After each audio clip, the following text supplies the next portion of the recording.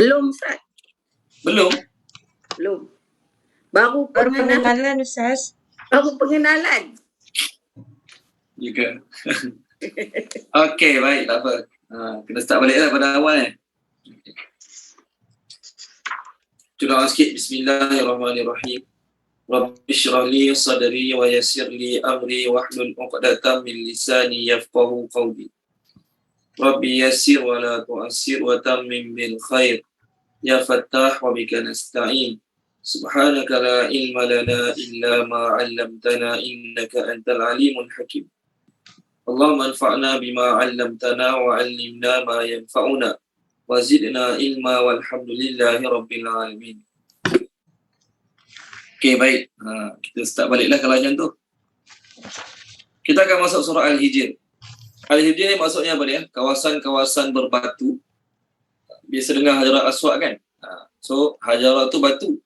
Al-Hijr kawasan-kawasan berbatu, iaitu kawasan perkampungan, nama kampung penduduk kaum Samud, iaitu kaum Nabi Saleh alaihi salam.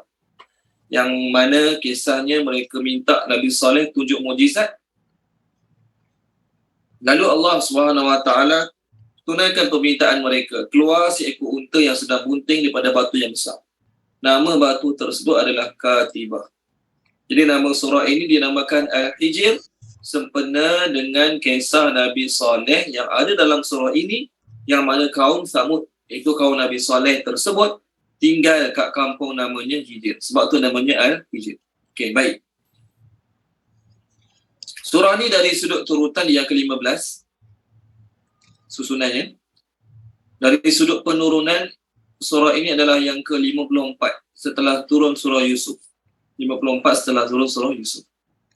Surah ini kategorinya surah Makkiyah, mengandungi 99 ayat dan juga 658 patah perkataan. 658 patah perkataan. Pendek je lah. Lebih kurang 5 muka surat setengah, lebih kurang. Okey, baik. Antara isi penting kita akan bincang dalam surah ni ialah cacian orang kafir terhadap Nabi Muhammad, jaminan Allah dalam memelihara kebenaran Al-Quran, bukti-bukti kekuasaan dan keesaan Allah, pembangkangan iblis terhadap Allah, kisah Nabi Ibrahim, Nabi Lut, Nabi Syuaib, Nabi Saleh alaihi salam. Okey. Okey, baik, masuk ayat. Bismillahirrahmanirrahim. Dengan nama Allah yang Maha Pemurah lagi Maha Penyayang. Alif Lam Ra. Penerangan mengenai huruf-huruf awal surah dah lalu. Cuma kita ringkaskan saja dalam masa 2 minit. Pertama, huruf-huruf ni dipanggil huruf-huruf muqatta'ah, iaitu huruf-huruf yang terpotong-potong. Huruf ini mengandungi 14 huruf. Okey. Ada yang 1 harakat, ada yang 2 harakat, ada yang 6 harakat. Mengenai tafsiran huruf-huruf ini, ada 5 pendapat. Majoriti ulama-ulama tafsir mengatakan tafsiran kepada huruf-huruf awal surah ialah wallahu a'lamu bimuradihi bihi. Allah lebih mengetahui kehendaknya dengan huruf-huruf ini. Ini yang pertama. Okey. Penerangan kedua, ada sebahagian sahabat-sahabat cuba menafsirkan huruf-huruf ini. Antaranya Ibnu Abbas, Qatadah radhiyallahu anhu, beliau berkata alif tu ana, lam tu al-latif, ra tu ara, melihat. Maksudnya aku ni adalah Allah yang Maha Penyantun, al-latif, dan ara, Maha melihat. Okey. Ada terjemah alif tu ana, okey, lam tu Allah, ra tu Jibril. Ra tu Jibril. Sebab perkataan Jibril belakang ada huruf ra dalam perkataan Jibril. Ini tafsiran daripada sahabat-sahabat, bukan daripada Nabi SAW. Yang ketiga, huruf-huruf ini dipanggil huruf-huruf tanbih. Maksud tanbih, huruf-huruf nak tarik perhatian agar orang memberi tumpuan. Maksudnya, dengar betul-betul, bagi tumpuan, kami nak sampaikan benda penting. Itu maksud alif lam ra, kaf, ha ya ain sad, ha mim. Itu maksudnya. Yang keempat, huruf-huruf awal surah ini termasuk dalam ibadat lidah yang tak boleh difahami. Ibadat ada 3. Ibadat lidah, ibadat hati dan ibadah badan. Ibadat ada 3, ibadat lidah, ibadah hati dan juga ibadat badan. Setiap satu daripada 3 ni terbagi pada 2. Satu yang boleh difahami akal, satu lagi yang tak boleh difahami akal. Ada benda kita boleh faham, ada benda kita tak boleh faham. Contoh, mengenai syurga neraka, kita faham. Sebagaimana Allah boleh hidupkan, sebagaimana Allah boleh buat kita daripada tak ada kepada ada. Mudah Allah Ta'ala nak hidupkan kita balik lepas kita mati. Okay, itu kita boleh faham. Tapi bagaimana orang dalam syurga boleh tengok orang dalam neraka? Bagaimana orang dalam neraka boleh meminta tolong dengan orang dalam syurga? Bagaimana orang dalam neraka boleh minta makanan dengan orang dalam syurga? Sedangkan kita tahu keluasan syurga, keluasan neraka.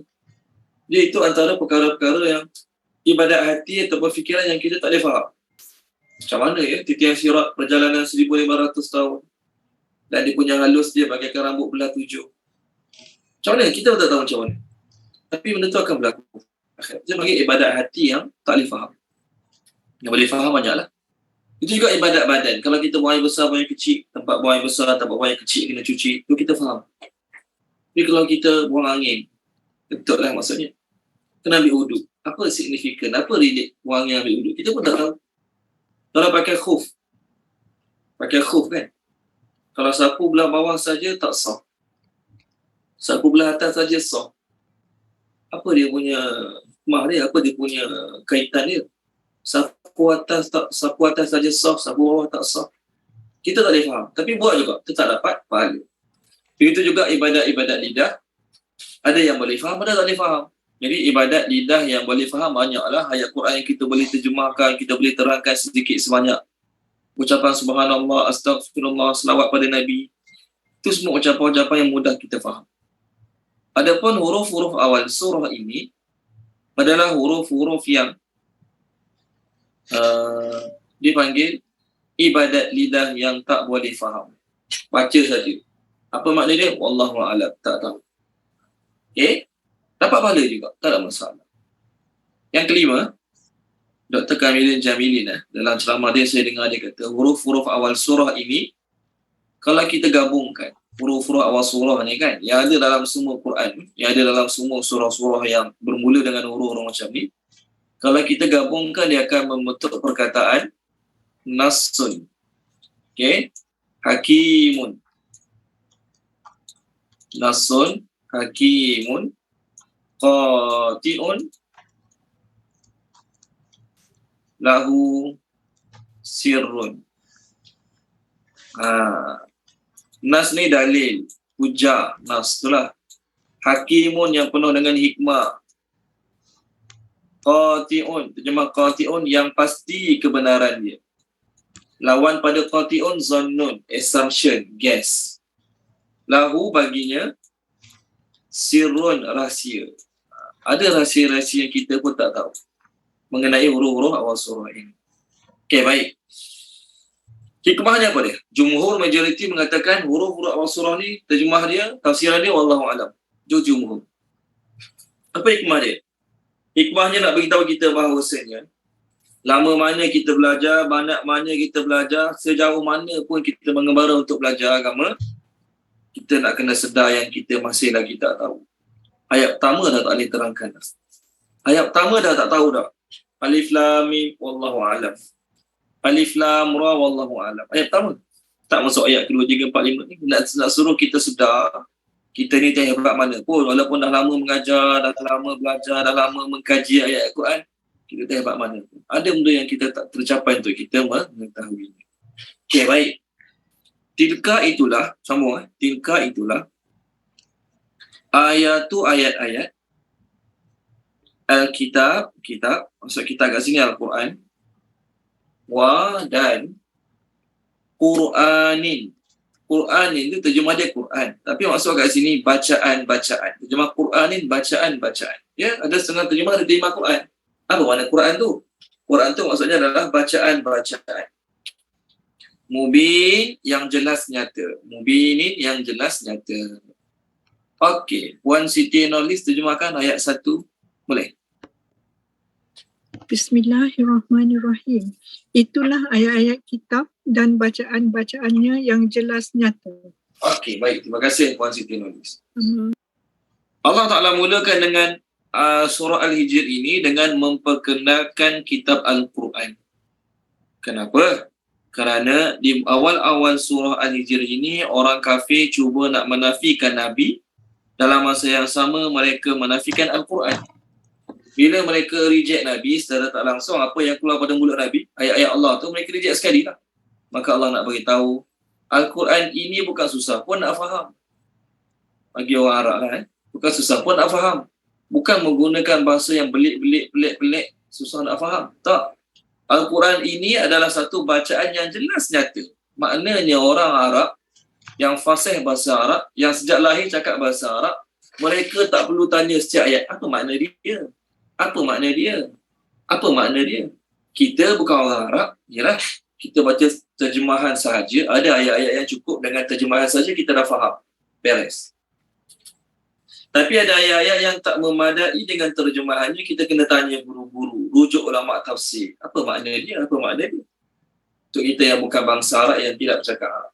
Adapun orang Arab, ayat Quran ni mereka tak perlu tanya lagi kerana ayatnya jelas, nyata, boleh faham. Jadi Allah nak beritahu, ke akhirat nanti siapa-siapa yang reject Al-Quran, mereka akan diazab oleh Allah, dan dalam masa yang sama mereka tak boleh bagi alasan. Ada kami dengar Quran tu tapi kami tak faham. Tak boleh. Tak boleh.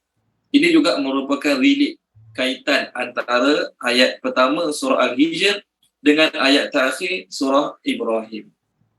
Tolong baca boleh tak Puan Salasiah, ayat terakhir surah Ibrahim. Ayat 52. Page sebelah dia ya, 261 ayat 52.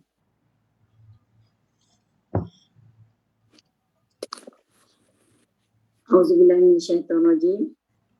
Dan Al-Quran itu adalah penjelasan yang sempurna bagi manusia agar mereka diberi peringatan dengannya, supaya mereka mengetahui bahawa dialah Tuhan yang Maha Esa dan agar orang yang berakal mengambil pengajaran. Okey, terima kasih Puan Salasiah. Quran tu adalah mesej yang jelas bagi manusia. Tak ada lah kata orang Arab bila dengar, apa makna? Apa makna? Tak ada. Ya, ada setengah ayat tu memang kena penerangan. Tapi kebanyakan ayat-ayat orang Arab dengar dia terus faham.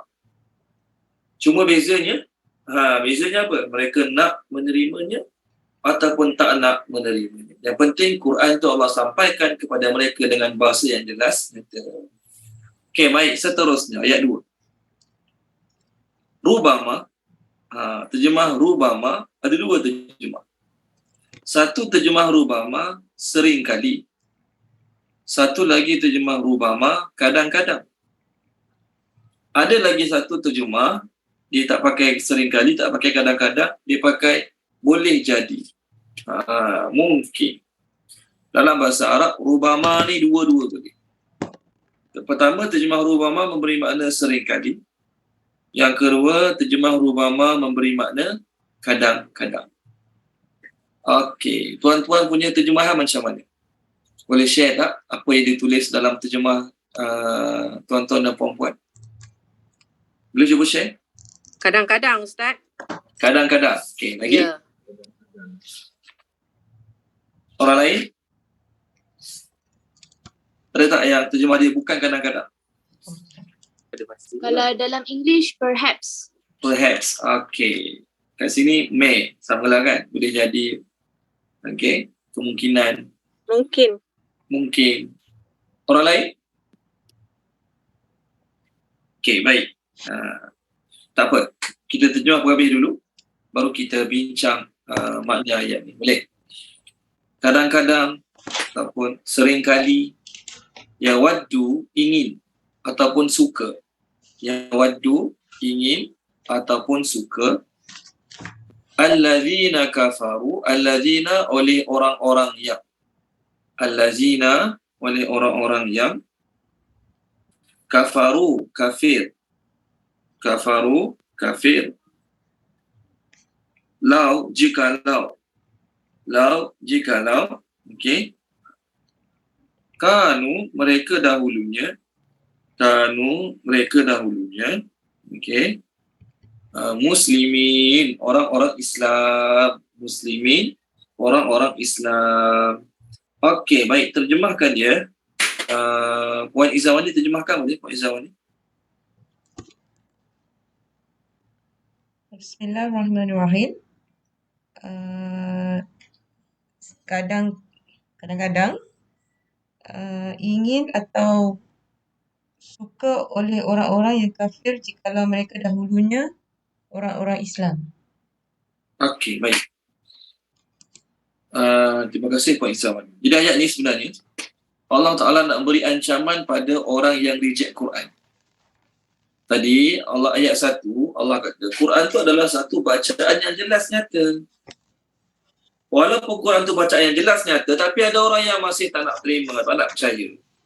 Maka Allah nak beritahu, orang kafir ke akhirat nanti, bila mereka tahu tentang kebenaran Al-Quran ke akhirat nanti, maka masa tu mereka seringkali, kadang-kadang mereka nak kalaulah dahulunya mereka menjadi orang Islam. Itu orang yang mempercayai, beriman dengan Al-Quran. Okey, baik. Pertama kita bincang ni dululah. Rubama ni kadang-kadang ke selalu? Dalam bahasa Arab ada rubama untuk taklil. Apa maksud taklil? Sedikit. Kadang-kadang rubama litaksir, untuk selalu. Jadi mana satu ni? Baik. Ada pendapat mengatakan, pengarang kitab tafsir mengatakan, ingin ni perasaan dalam hati, betul kan? Ingin ni perasaan dalam hati.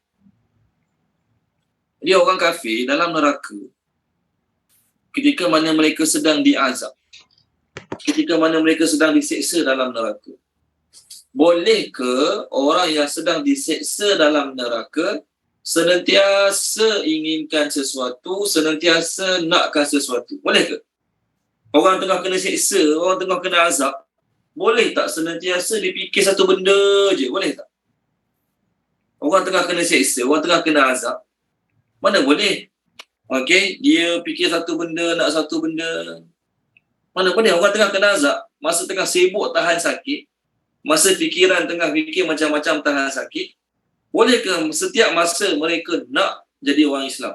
Setiap masa dalam neraka tu, mereka sentiasa fikir alangkah bagusnya kalau aku duduk di Islam. Boleh ke? Itu maksud ayat ni. Jadi orang yang menerjemahkan, okey, perkataan rubama ni dengan terjemah sering kali, okey, Puan Sri Posna kata kadang-kadang kan. Saya share kat tuan-tuan dan puan-puan, terjemah dalam tafsir Ibnu Katsir, terjemah Indonesia, dia terjemahkan perkataan rubama tu dengan terjemah sering kali. Saya cuba share insya-Allah, sering kali. Boleh? Kita terjemah tadi, Puan Sharifah Husna baca tadi, kadang-kadang. Sekarang saya nak share pada tuan-tuan dan puan-puan terjemahan rubama sering kali. Maksudnya selalu lah. Jadi terjemah ni betul. Tetapi ada sebahagian yang merejectnya dengan dalil tadi lah. Apa dalil mereka? Boleh ke orang kena seksa tu duduk berangan sokmo, duduk berkeinginan sokmo, duduk nak sokmo, nak jadi orang Islam. Ni tafsiran terjemahan dalam tafsir Ibnu Katsir. Okey. Nampak kan? Baris ketiga ni. Orang-orang yang kafir itu sering kali. Maksudnya apa? Selalu lah. Sering kali. Terjemah sering kali. Sahabat-sahabat kita terjemah tadi, kadang-kadang. Jadi mana satu? Jawapannya dua-dua betul. Baik. Orang yang berpendapat terjemah rubama kat sini kadang-kadang, dia kata, logik tak orang dalam neraka nanti seringkali berhajat, seringkali berkeinginan, seringkali suka dalam hati mereka setiap masa berkeinginan nak jadi orang Islam. Logik tak? Dengan sibuk kena seksa, sibuk kena azab, sibuk kena balun. Adakah setiap masa dia tahan sakit dalam neraka tu, setiap masa dia nak jadi orang Islam kat dunia dulu? Mustahil. Orang tu sibuk kena azab, sibuk kena siksa. Sekali-sekala je lah perasaan datang. Nak jadi Islam, nak kat dunia dulu ke bagus kalau orang Islam. Sekali-sekala perasaan tu datang. Bukan setiap masa datang. Boleh? Adapun yang berpendapat mengatakan maksud ayat ni adalah seringkali, selalu, bukan kadang-kadang. Mereka mengatakan dalam neraka nanti, orang dalam neraka ada masa dia sedar, ada masa dia tak sedar. Tak sedar tu maksudnya bila teruk sangat kena azab, bila teruk sangat kena siksa sampai dia tak sedarkan diri. Maksudnya fikiran dia tak boleh sedar. Jadi masa dia tak sedar, memang tak fikir apa-apa. Tapi masa dia sedar sekejap daripada kena siksa, ada ruang rehat sekejap masa kena siksa tu, masa sedar sekejap siksa tu, masa tu dia terfikir, alangkah bagusnya kalau kat dunia dulu aku orang Islam. Jadi maksud seringkali, orang dalam neraka nanti seringkali ketika mana mereka sedar sekejap, ketika sedang diazab, mereka akan berharap, mereka nak sangat alangkah baiknya kalau dahulu mereka Islam. Okay, baik. Itu tafsiran tentang apa? Perkataan rubama. Ada terjemah perhaps, ada terjemah mungkin, boleh jadi. Terjemah mungkin boleh jadi. Terjemah tu betul. Terjemah tu tak salah. Cuma dari sudut terjemahan, perkataan mungkin boleh jadi menunjukkan benda tu tak pasti, betul kan? Menunjukkan benda tu tak pasti. Tapi itu salah terjemah tu. Terjemah tu tak salah. Untuk manusia, perkataan mungkin boleh jadi, ya, ada kemungkinan berlaku, ada kemungkinan tak berlaku. Untuk manusia lah.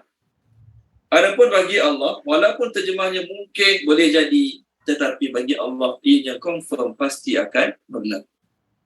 Okey.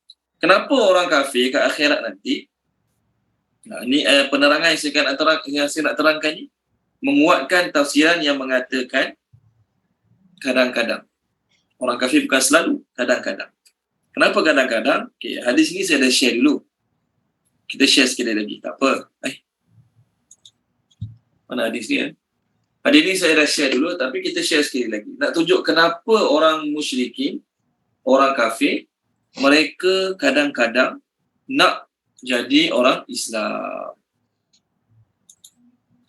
Hadis ni diriwayatkan oleh Imam Tabrani daripada Abu Musa al-Ash'ari radhiyallahu anhu.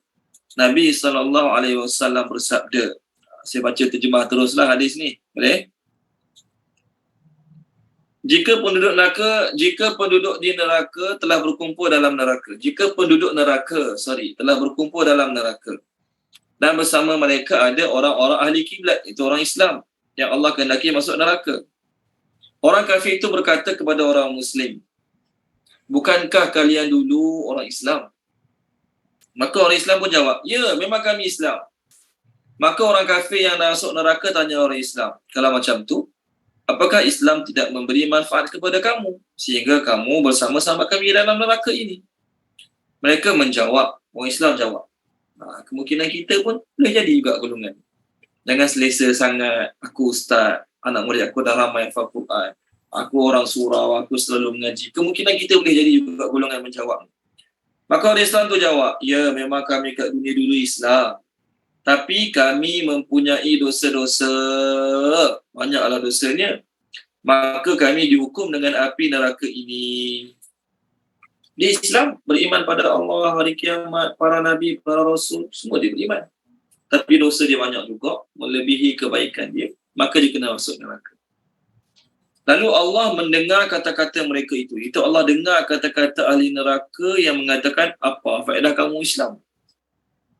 Lalu setelah beberapa lama mengikut tempoh kadar dosa masing-masing, Allah memerintahkan agar orang-orang ahli kiblat, iaitu Muslim, yang dalam neraka dikeluarkan. Orang Islam, seteruk dan seburuk mana pun amalan dia, selagi dia tak kafir, murtad, syirik, selagi itu dia boleh masuk syurga.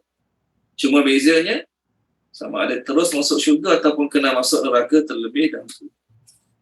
Lalu, Allah suruh keluarkan seorang demi seorang, seorang demi seorang. Ketika mana, tengok kat skrin, orang kafir yang masih tetap dalam neraka melihat hal itu, maka mereka mengatakan, alangkah baiknya kalau kami kat dunia dulu orang-orang Islam, sehingga kami walaupun masuk neraka, at least sekurang-kurangnya kami dapat keluar daripada neraka sebagaimana orang Islam tu boleh keluar juga. Kemudian Rasulullah SAW setelah menyampaikan hadis tersebut, maka Nabi baca ayat 1 dan 2 surah Al-Hijr kita sekarang tu kat skrin. Okay, satu kita nak cerita. Jadi agak-agak berdasarkan hadis ni, mereka seringkali ke mereka kadang-kadang? Rupanya mereka kadang-kadang. Sebab bukannya seringkali orang Islam akan dikeluarkan daripada neraka. Tak, bukan seringkali, kadang-kadang. Kadang-kadang tu bila? Depend pada amalan mereka masing-masing. Okey, baik. Sambung ayat 3. Zarhum, biarkanlah mereka. Zarhum, biarkanlah mereka. Ya'kulu, makan. Ya'kulu, makan. Wa, dan yatamatta'u, bersenang lenang. Enjoy. Kita terjemah enjoy. Yatamatta'u, bersenang lenang. Wa, dan yulhihim, melalaikan mereka. Yulhihim, melalaikan mereka. Boleh terjemah yulhihim, melalaikan mereka. Al-amal, oleh angan-angan. Al-amal, oleh angan-angan. Fa, nanti ataupun kelak. Terjemah fa, nanti ataupun kelak. Fa, maka, maafkan saya. Fa, maka. Saufa, kelak ataupun nanti. Saufa, kelak ataupun nanti. Ya'lamun, mereka akan mengetahui.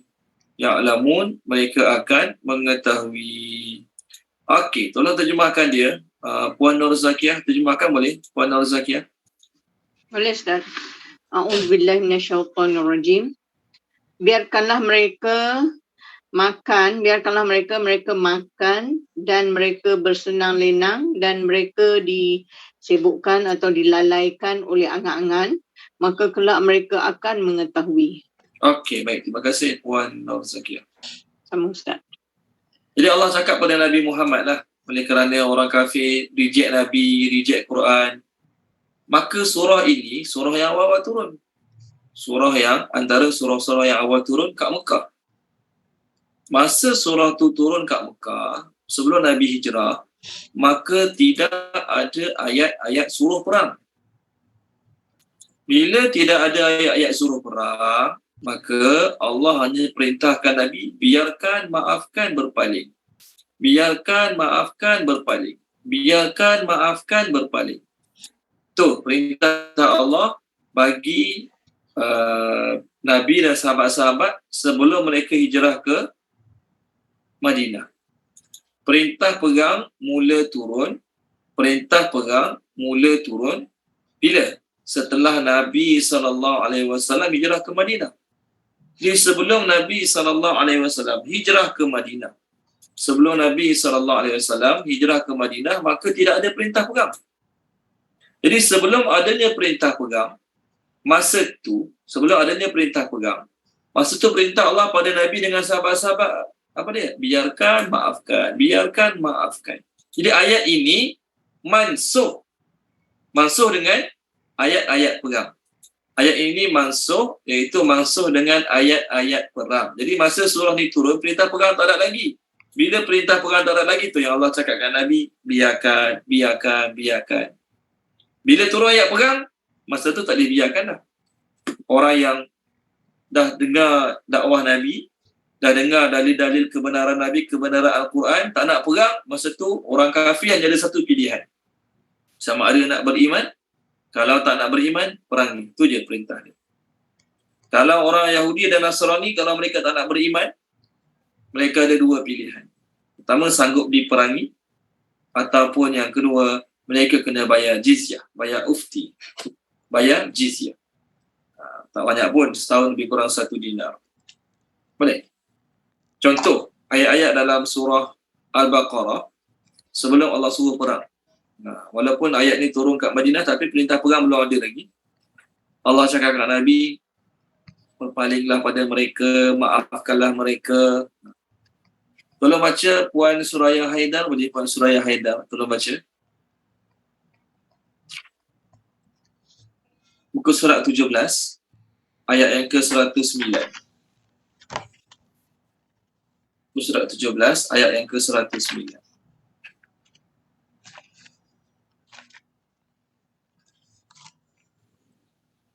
A'udzubillahi minasyaitonirrajim. Bismillahirrahmanirrahim. Ramai dalam kalangan ahli kitab menginginkan sekiranya mereka dapat mengembalikan kamu setelah kamu beriman, menjadi kafir kembali kerana rasa dengki dalam diri mereka setelah kebenaran jelas bagi mereka. Maka maafkanlah dan berlapang dadalah sehingga Allah memberi perintahnya. Sesungguhnya Allah Maha berkuasa atas segala sesuatu. Terima kasih Puan Suraya Haidar. So, ni Allah kata apa kat Nabi? Maafkanlah, biarkanlah sehingga datang perintah Allah. Apa perintah Allah kat situ? Terang.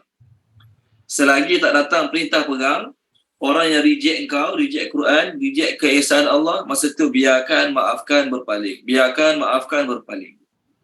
Tapi bila turun perintah perang, tak dibiarkan lagi. Maka masa tu mereka hanya ada dua pilihan.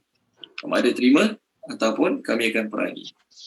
Bahkan masa awal-awal Nabi dapat wahyu, so antara 5 surah pertama diturunkan iaitu surah Al-Muzammil. Apa Allah pesan kat Nabi? Allah kata bersabar. Bersabarlah terhadap apa yang mereka akan cakap pada engkau. Nanti bila engkau berdakwah, kau akan dapatlah kata-kata yang tak baik daripada mulut mereka. Maka masa tu Allah suruh bersabar. Tolong baca Puan Tamsiah boleh. Muka surat 574 ayat yang ke-10. 574 Ustaz. Ya, ayat yang ke-10.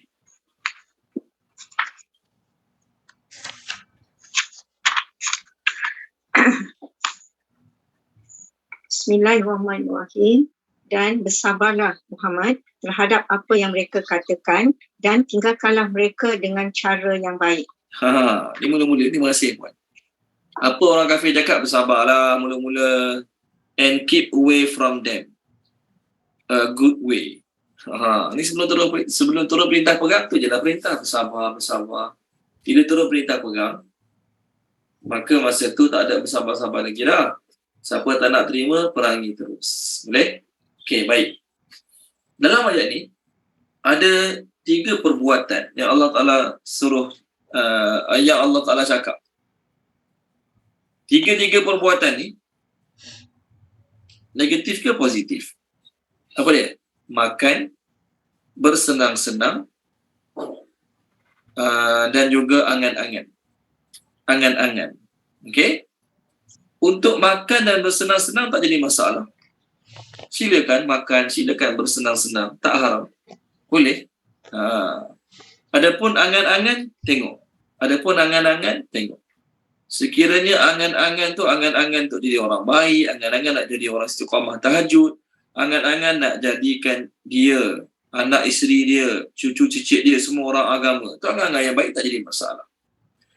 Jadi ayat ni nak beritahu, orang-orang yang lalai, orang-orang yang akan binasa ke akhirat adalah orang yang sibuk dengan makan, sibuk dengan enjoyment dan sibuk dengan berangan-angan sampai lupa akhirat.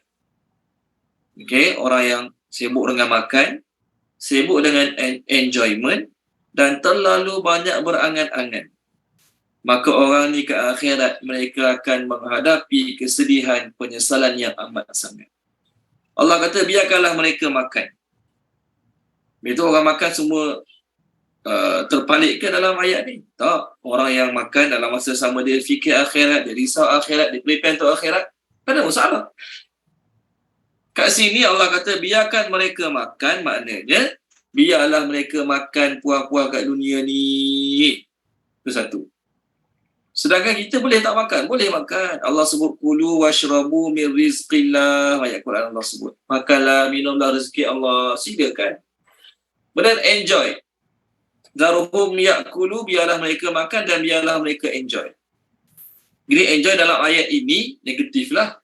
Lah kata biarlah dia makan seronok-seronok, biarlah dia enjoy sekejap. Negatif. Dalam ayat ini negatif. Adapun adakah semua enjoyment kat dunia ni negatif? Tak. Dapat bawa anak isteri berjalan ke luar negara ataupun ke tempat-tempat bercuti menarik dalam Malaysia ni, enjoyment lah tu. Okay, enjoyment. Haram ke? Tak haram pun. Dapat makan makanan sedap, enjoyment. Dapat balik beraya sama-sama adik-beradik, enjoyment. Haram ke? Tak haram pun. Tapi tu yang dalam ayat ni adalah dalam masa mereka makan, dalam masa mereka enjoyment, mereka tak hiraukan pun nasib akhirat mereka. Sedangkan Allah dah warning macam-macam dah. Tu yang tak boleh. Dan sifat ketiga, orang tak fikir akhirat, kat dunia ni fikir makan, fikir enjoy, dan mereka terus berangan-angan. Jadi kalau orang Islam nak makan, tak salah, nak enjoy, tak salah, nak berangan, tak salah. Yang salahnya ialah makan, enjoy, berangan dalam masa sibuk makan, sibuk enjoy, sibuk berangan-angan, akhirat tak ada langsung dalam hidup dia. Tak ada matlamat hidup. Tak ada tujuan hidup. Bagi dia hidupnya hanyalah untuk makan, beli kereta, rumah, motor, lepas tu mati. Tu je tujuan matlamat hidup. Ni salah. Ni yang tak boleh. Baik. Makan, boleh makan. Tapi kalau makan melampau-lampau, dilarang juga oleh agama. Enjoyment, boleh enjoy. Tapi kalau enjoy melampau-lampau sampai membawa kepada dosa maksiat, dilarang oleh agama. Berangan-rangan. Kita nak share ada hadis tentang berangan-rangan. Jadi yang pertama, Nabi SAW bersabda, Nabi kata, arba'un minasyaqa, perkara daripada kecelakaan, keburukan.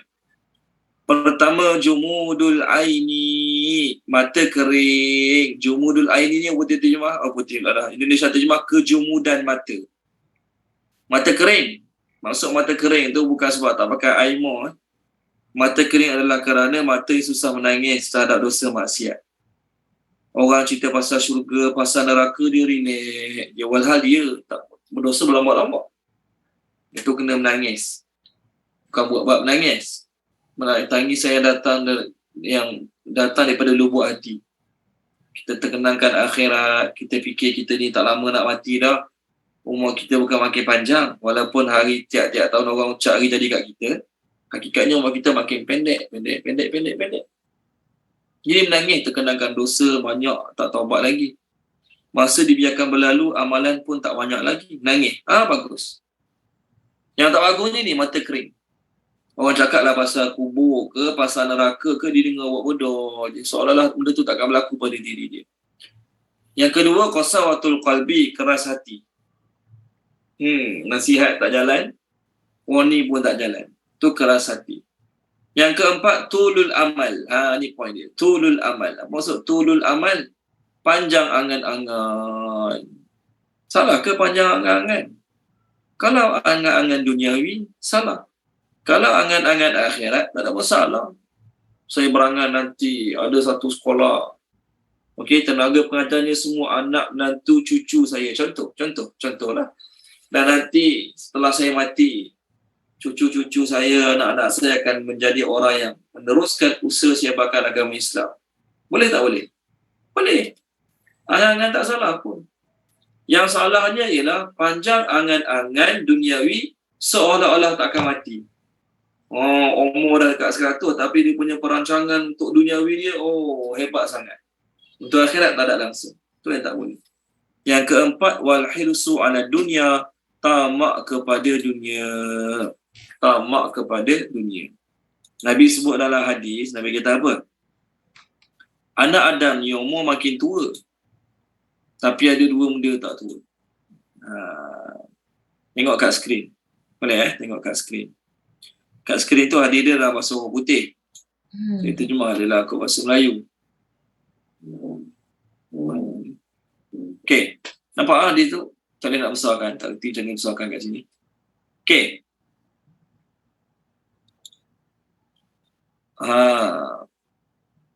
Okey, nampak Daripada Imam Tirmizi, daripada Anas bin Malik radhiyallahu anhu, Nabi sallallahu alaihi wasallam bersabda, yahramu bunu Adam wa yashibbu minhu isnani.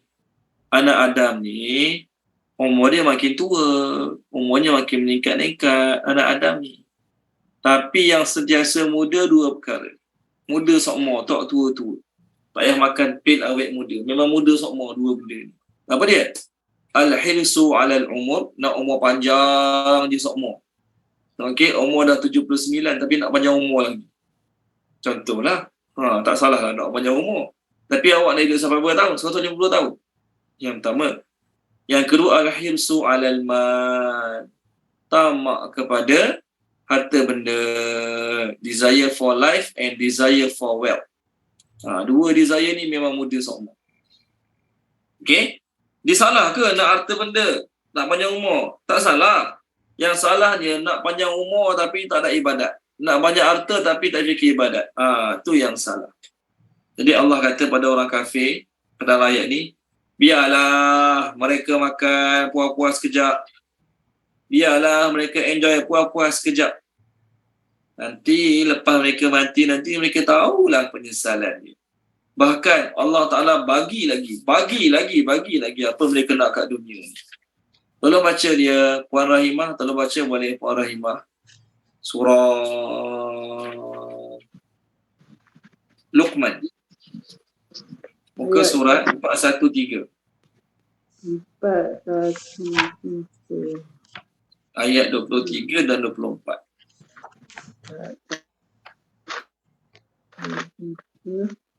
21 hingga 24, Ustaz. Muka surat 413 ayat 23 dan 24. Assalamualaikum, Ustaz. Bismillahirrahmanirrahim. Dan barang siapa kafir, maka kekafirannya itu janganlah menyedihkan Muhammad.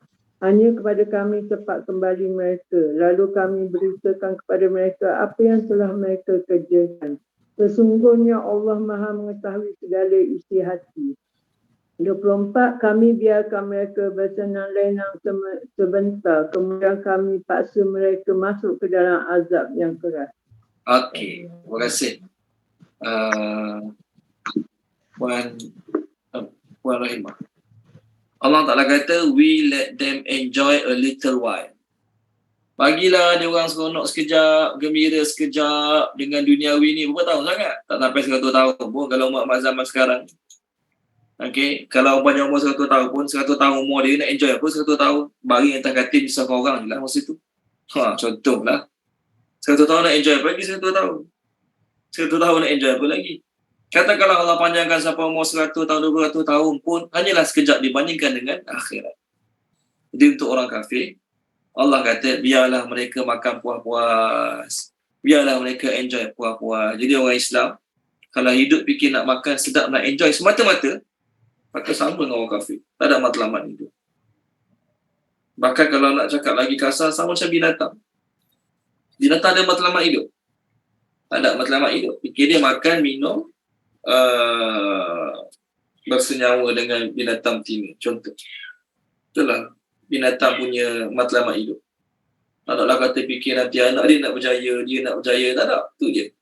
Jadi orang Islam pun, kalau matlamat hanya fikir nak makan, enjoy, okay, cari duniawi, tak ada beza orang Islam orang kafir. Maka orang Islam wajib kena ada matlamat hidup. Apa matlamat hidup orang Islam? Matlamat hidup orang Islam adalah nak berjaya kat kehidupan sebenar, kehidupan akhirat. Nak bahagia di kehidupan sebenar, kehidupan akhirat. Kat dunia, usaha juga untuk berjaya. Kalau berjaya, Alhamdulillah. Kalau tak berjaya, bukan satu kegagalan.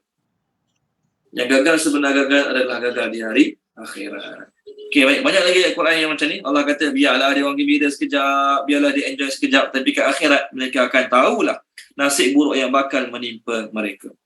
Okey, baik. Tapi kita ni selalu tertipu. Betul kan? Oleh kerana kita sihat, tak ada darah tinggi, tak ada jantung, tak ada kolesterol, maka kita kata apa? Lambat lagi. Masa lambat lagi lah. Seolah-olah hidup kat dunia ni lama lagi. Dalam hadis, Nabi SAW kata, dia berkata apa tahu? Ni'matani maghbunun kathirun minan nas. ada dua nikmat yang mana kebanyakan manusia sering lupa dengan sebab dua nikmat ni dia ada. Dengan sebab dua nikmat ni dia ada, dia sering lupa pada Allah. Apa dia dua nikmat tu? Ni hadis dia kat skrin. Okey, tengok. Daripada Ibnu Abbas radhiyallahu anhu, beliau berkata, Nabi SAW bersabda, dua kenikmatan yang sering dilupakan oleh kebanyakan manusia, iaitu kesihatan dan waktu lapang. Masa Allah bagi sihat, masa Allah bagi waktu lapang, masa tu susah nak ingat Allah. Nanti bila Allah dah tarik nikmat sihat, bila Allah tarik nikmat waktu lapang, masa itulah baru dia tergigit nak ingat Allah SWT. Masa itulah baru dia beria-ria dengan Allah SWT. Sedangkan masa sihat ni lah sungguh-sungguh patutnya. Masa ada waktu lapang banyak ni lah sungguh-sungguh patutnya ibadat pada Allah. Bukan dah dekat-dekat nak mati dan tak ada masa dah, masa tu baru sungguh-sungguh. Boleh jugalah daripada tak buat langsung. Tapi kita yang Allah bagi masa lapang banyak, kita akan menyesalkan akhirat sebab masa lapang tersebut tidak digunakan untuk tambah pahala-pahala di akhirat. Okey, masuk ayat seterusnya, ayat 4 pula. Wa dan ma tidaklah ahlakna kami membinasakan min daripada qaryatin sesebuah kampung, okey, township apa dia terjemah, illa melainkan wa dan laha baginya kitabun ketetapan, a decree, apa dia terjemah, a decree ketetapan, maklum yang telah ditentukan, bukan diketahui kat sini diketahui kita mana tahu, terjemah maklum yang telah ditentukan. Okey, tolong terjemahkan dia Puan Rohaya Muhammad Syuaib, terjemahkan ayat 4 ni boleh.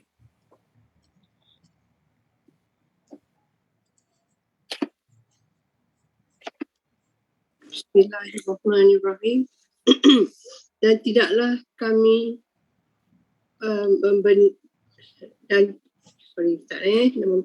dan tidaklah kami membinasakan daripada sesuatu negeri, kampung, melainkan dan bagi ketetapan yang telah diketahui, ditentukan.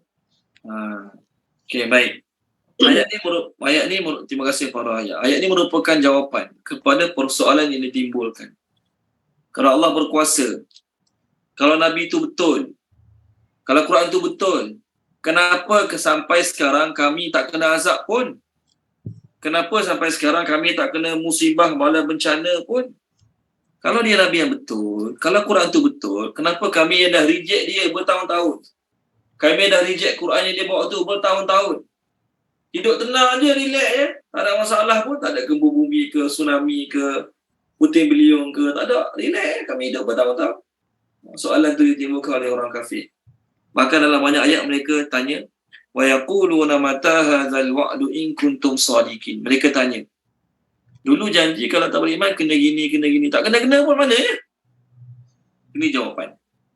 Allah kata, mana-mana kampung, mana-mana negeri kami boleh nak binasakan, tetapi kami tidak akan binasakannya. Pertama, tujuan nak bagi mereka peluang untuk taubat. Yang pertama, sebab itu Allah tidak membinasakan. Yang kedua, kerana semuanya Allah Ta'ala telah takdirkan, telah tentukan di Lauh Mahfuz. Jadi apa yang Allah kata Allah akan binasakan, Allah akan binasakan. Bila? Terpulang pada Allah. Jadi kamu jangan duk provok nak hari ni lah azab, nak esok ke azab, tak. Selagi tak sampai masa dia, kamu takkan kena. Walaupun kamu ramai-ramai, 1,000 orang, dalam satu hari 1,000 kali provok Allah. Ramai-ramai orang kafir, 1,000 orang ke, 10,000 orang ke, 24 jam satu hari itu provok Allah. Membuat provokasi terhadap Nabi, terhadap Allah. Bagilah kami azab kalau kau betul. Bagilah kami azab kalau kau betul. Contoh. Kalau Allah tak bagi, Allah tak bagi. Kenapa Allah tak bagi? Adakah Allah tak mampu bagi? Allah mampu sangat. Tapi kerana setiap umat tu dah ada dia punya expired date. Itulah kita kata, ni selagi tak sampai expired date dia tu, buatlah apa pun. Cakaplah apa pun. kutuklah Allah 24 jam sehari pun, kutuklah Al-Quran 24 jam sehari pun, kutuklah Nabi 24 jam sehari pun, selagi tak sampai kamu punya tempoh Allah nak azab kamu, tempoh tu tak sampai, maka selagi itulah selagi itulah azabnya tidak akan sampai pada kamu. Jadi jangan duk tanya, kenapa tak terima azab? Kenapa tak terima? Sedangkan kami dah lama kafir kufur. Jawapan dia, Allah akan azab.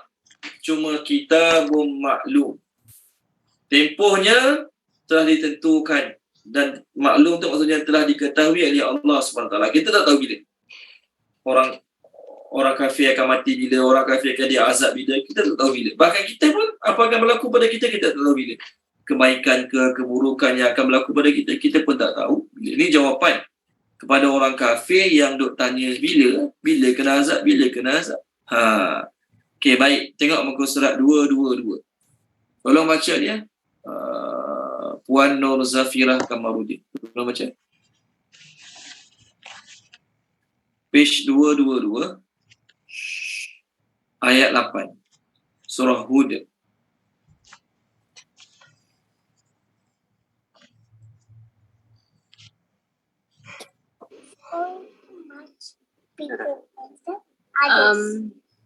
Dan demi sesungguhnya jika kami tangguhkan azab daripada menimpa mereka hingga ke suatu masa yang tertentu, tentulah mereka akan berkata secara mengejek, apakah yang menghalangnya?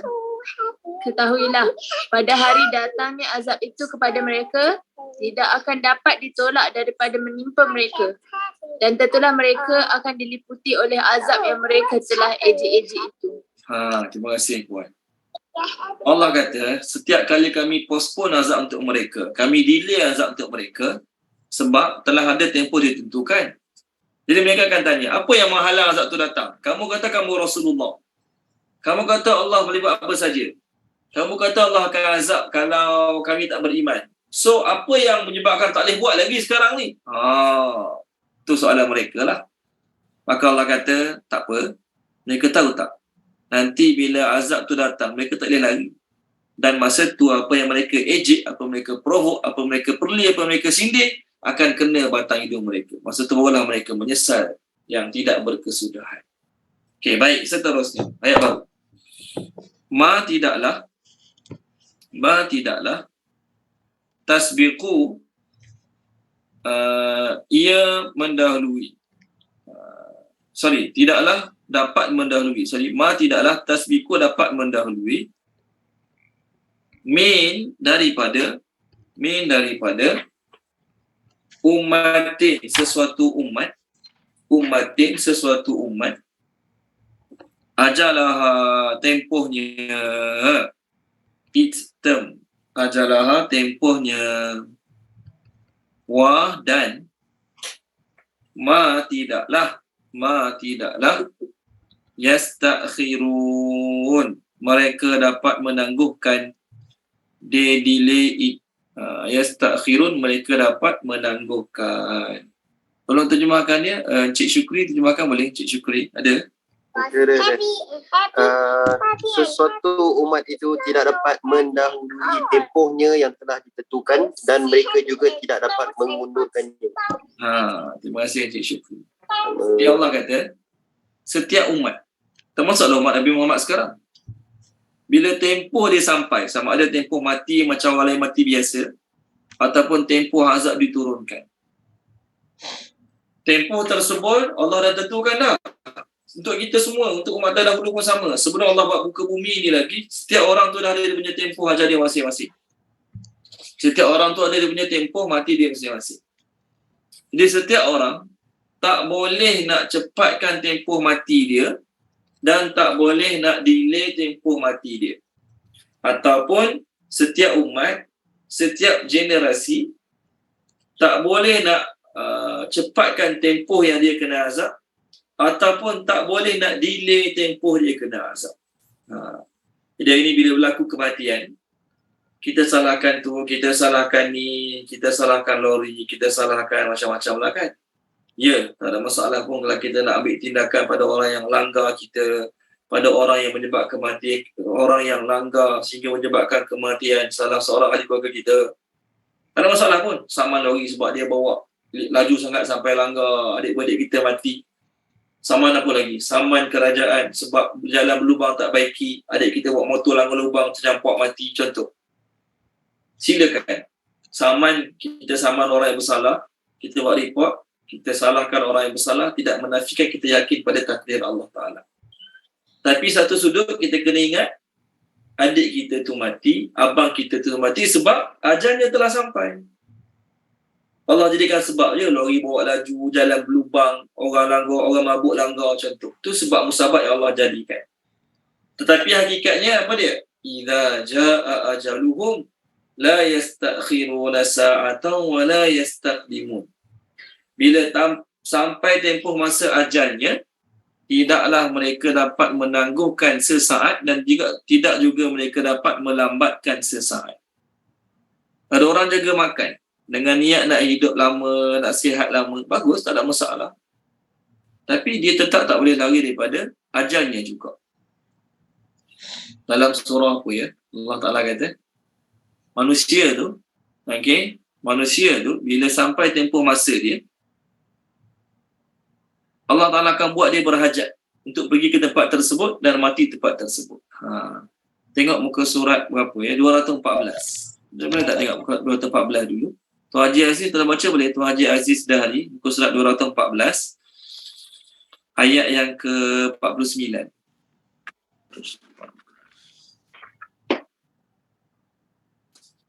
Empat 49 kan? Ya, 49, betul. Bismillahirrahmanirrahim. Katakanlah Muhammad, aku tidak kuasa menolak mudarat maupun mendatangkan manfaat kepada diriku kecuali apa yang Allah kehendaki. Bagi setiap umat mempunyai ajal, yakni batas waktu. Apabila ajalnya itu, mereka tidak dapat meminta penundaan atau percepatan sesaat pun. Okey, terima kasih Tuan Haji Aziz. Jadi, kita jaga kesihatan, jaga pemakanan, makan suplemen sihat. Kalau sampai masa ni, sampailah masa ni. Ada orang rajin jogging, nak jaga kesihatan. Tengok tengah-tengah jogging, ada kereta terbabas langgar dia. Pop, dia ada tengah jogging, mati. Orang lain jogging sihat, dia lepas jogging, masa jogging mati.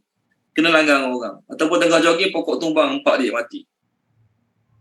Kerana apa? Kerana telah sampai ajalnya, maka tidak akan lambat sesaat, tidak akan cepat sesaat. Tapi itu kita tak payah jogging lah. Tak payah jogging, tak payah jaga kesihatan, tak payah jaga pemakanan. Makan je apa nak makan. Kita jaga makan kan. Kita senaman, kita bersukan, kita jaga makan. Lepas tu ada orang cakap kat kita. Ustaz saya kata, kalau nak mati, mati juga. Awak jaga makan ke, jaga senaman ke, kalau nak mati, mati juga. Jadi macam mana kita pun, tak payah senaman lah. Tak payah jaga makan lah, tak payah jaga kesihatan lah. Sebab kalau ustaz saya kata mati, mati juga. Kalau macam tu cakap ke dia, biar ustaz dia tu mati dululah kalau macam tu. Kita jaga makan, jaga kesihatan, kita senaman, apa niat kita? Kalau niat semata-mata nak umur panjang, rugi niat tersebut. Rugilah niat tersebut, semata-mata nak umur panjang. Orang kafir pun nak umur panjang, binatang pun nak panjang umur. Jadi kita senaman, jaga makan. Niat kita apa dia? Niat kita nak sihat lama. Supaya bila kita sihat lama, kita boleh ibadat dengan baik lama-lama. Kalau tak umur 50 dah sembahyang takusi, contoh.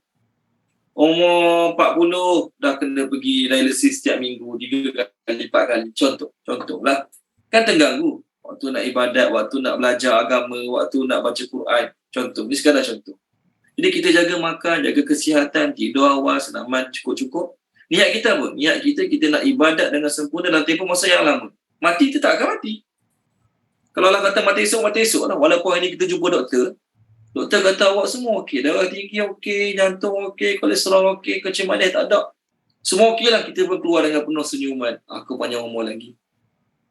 Tak, orang datang perompak, masuk rumah tikam, contoh mati. Contoh. Berlaku. Ya, berlaku. Kenapa? Ajal maut, bila datang masa dia, tidak dapat postpone seminit, tidak dapat awal seminit. Sesaat, sorry. Seminit pun tak boleh nak lambatkan, seminit pun tak boleh nak cepatkan. Okey, baik. Itu ayat pertama. Ayat kedua, bila sampai ajal kita akan keluar daripada rumah kita, pergi menuju ke tempat yang Allah takdirkan kita akan mati. Pertama baca ayat ni dulu, boleh panjang sikit ayat dia. Tolong baca Puan Nur Azhar boleh. Surah Ali Imran. Muka surat 70 ayat 154.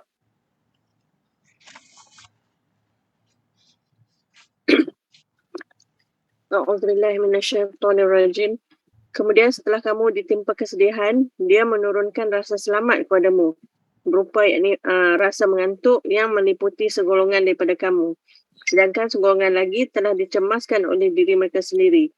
Mereka menyangka yang tidak benar terhadap Allah seperti sangkaan jahiliyah. Mereka berkata, adakah sesuatu yang dapat kita lakukan dalam urusan ini? Katakanlah, Muhammad, sesungguhnya segala urusan itu di tangan Allah. Mereka menyembunyikan dalam hatinya apa yang tidak mereka terangkan kepadamu. Mereka berkata, sekiranya ada sesuatu yang dapat kita lakukan dalam urusan ini, nescaya kita tidak akan dibunuh, yakni dikalahkan di sini. Katakanlah, yakni Muhammad, meskipun kamu ada di rumahmu, nescaya orang-orang yang telah ditetapkan akan mati terbunuh itu keluar juga ke tempat mereka terbunuh. Allah melakukan demikian untuk menguji apa yang ada di dalam dadamu dan untuk membersihkan apa yang ada di dalam hatimu. Dan Allah Maha mengetahui segala isi hati. Okey, terima kasih Puan Nur Azhar. Panjang ayat dia. Poin saya ujung-ujung ni. Duduk dalam rumah pun, kita duduk dalam rumah tempat paling selamat. Tapi kalau Allah kata kita akan mati kat masjid, kita akan malam tu akan pergi masjid. Allah buat hajat kita pergi masjid.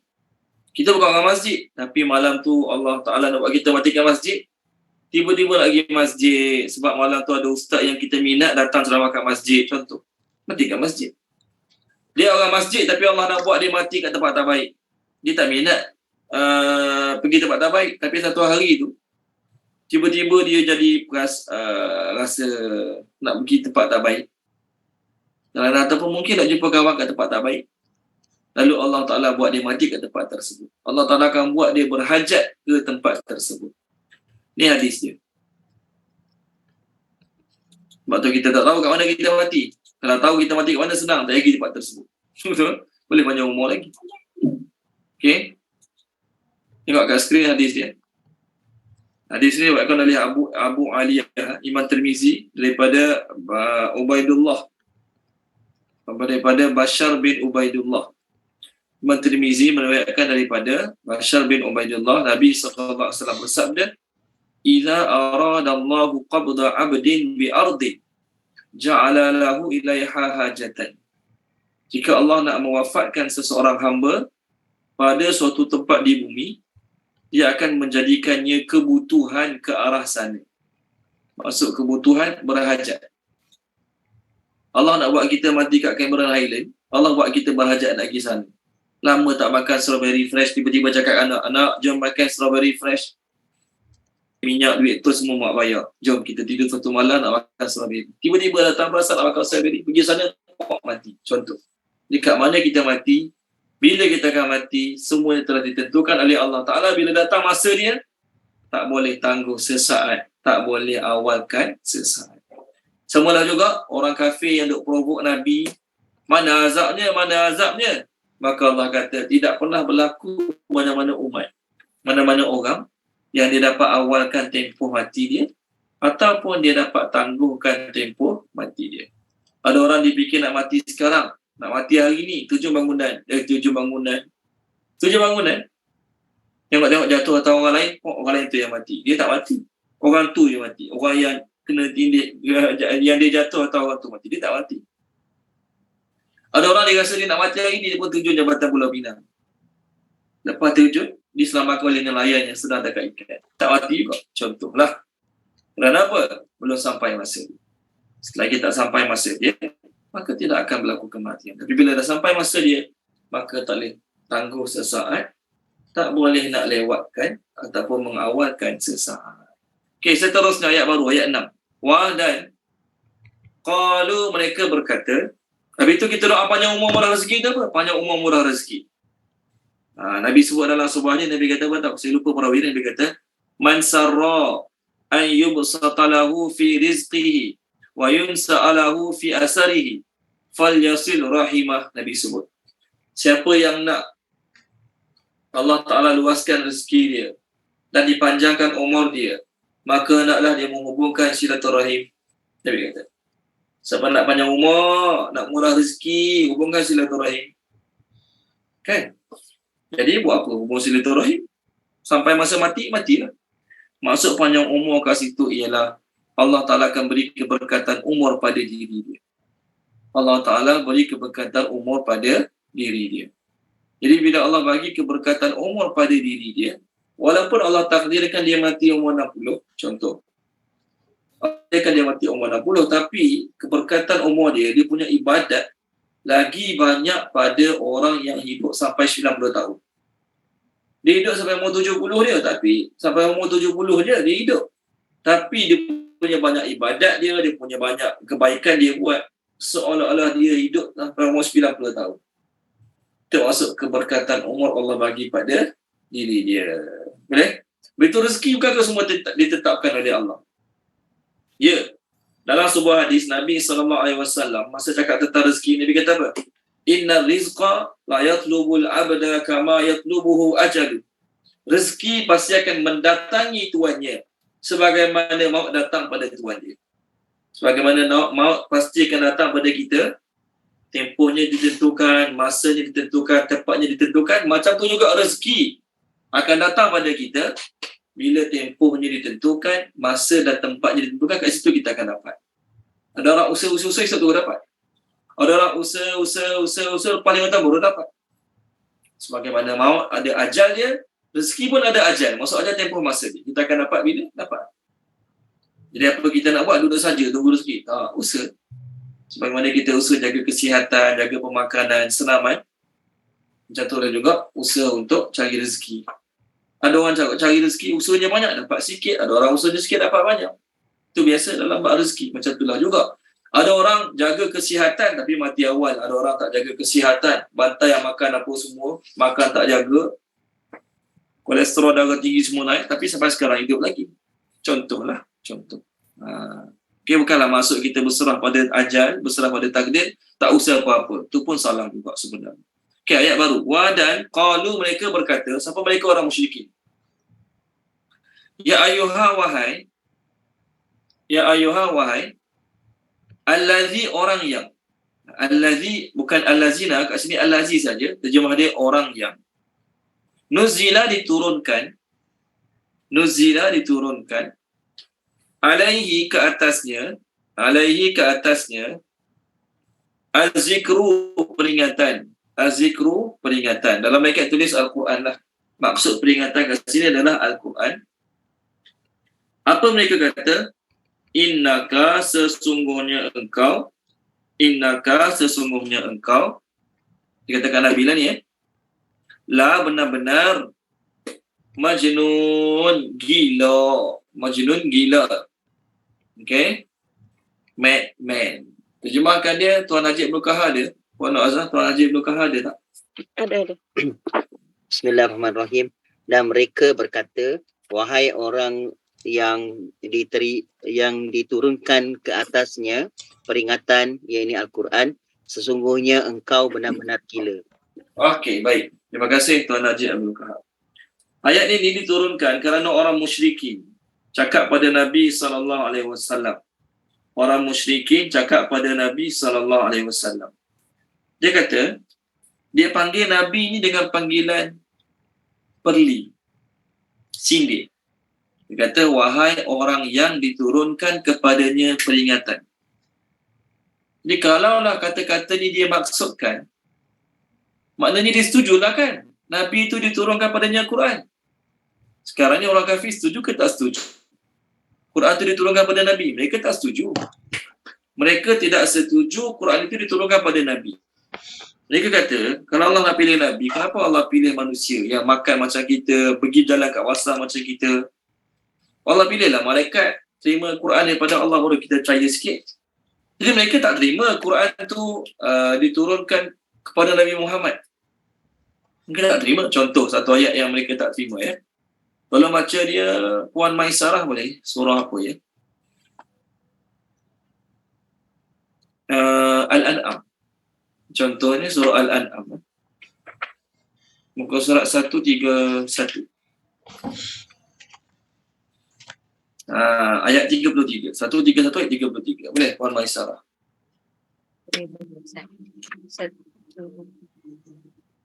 131. Muka surat 131 ayat 33. 3. Auzubillahiminasyaitonirrajim. Sungguh kami mengetahui bahawa apa yang mereka katakan itu menyedihkan hatimu, yakni Nabi Muhammad. Janganlah bersedih hati kerana sebenarnya mereka bukan mendustakan engkau, tetapi orang yang zalim itu mengingkari ayat-ayat Allah. Okey. Terima kasih Puan Maisarah. Mereka tahu Nabi tak pernah cakap tipu. Mereka tak dustakan Nabi. Tapi bila Nabi baca ayat Allah, mereka kata ni tak menipu, tak menipu. Jadi hakikatnya mereka tak nak terima, tak boleh terima Al-Quran itu diturunkan pada Nabi. Tapi gaya panggilan dalam ayat ni, wahai orang yang diturunkan kepadanya peringatan. Maka ini sebenarnya sindiran. Bukan percaya. Contoh ada orang tempat kita sekarang dia ngaku dia Nabi untuk orang Melayu, contoh. Ada orang tempat kerja kita dia ngaku dia Nabi untuk orang Melayu. Maka kita pun tanya dia, Nabi, dapat wahyu apa hari ni Nabi? Esok tempat kerja kita jumpa dia, Nabi, semalam Jibril turun tak? Jibril turun semalam bagi wahyu apa kat awak? Contoh.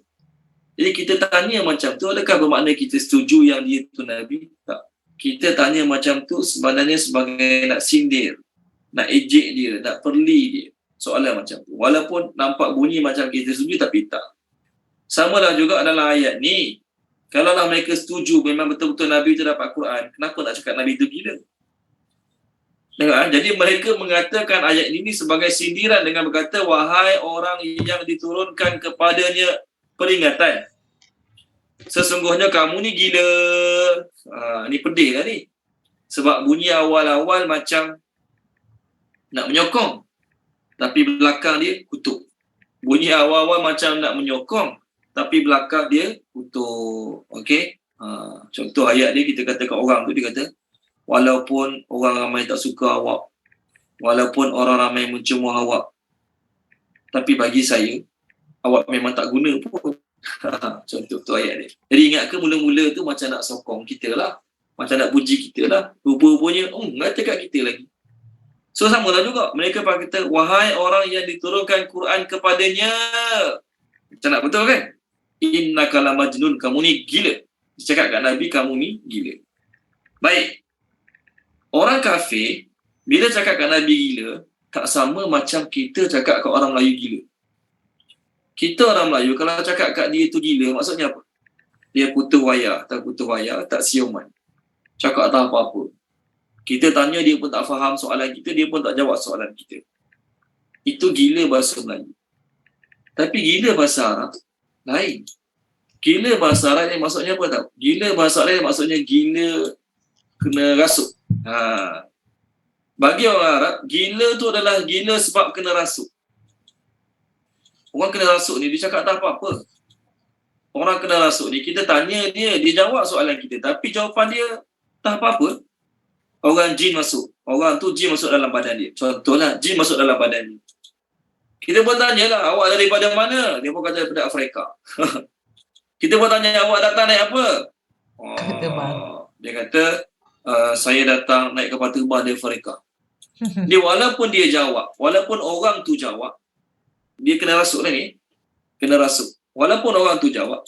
Tapi kita tahu jawapan tu bukan daripada mulut dia. Jawapan tu adalah daripada jin yang masuk dalam badan dia. Maka orang macam tu dalam bahasa Melayu kita panggil apa? Dirasuk. Dalam bahasa Melayu. Orang Arab, orang macam tu dia panggil gila. Orang Arab dia panggil macam tu, dia panggil gila.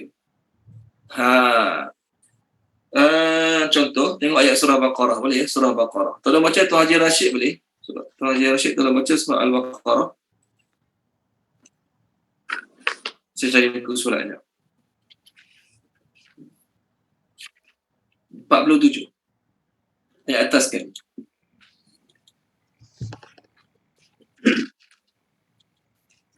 Ayat 275 Ustaz. Ya betul. Ayat tu panjang, baca sikit je. Boleh. Bismillahirrahmanirrahim. Orang-orang yang memakan riba tidak berdiri melainkan seperti berdirinya orang yang memasukkan syaitan kerana gila. Yang demikian itu kerana mereka berkata bahawa jual beli sama dengan riba. Okey, cukup Tuan Haji Rashid. Tengok perkataan ni kerana gila.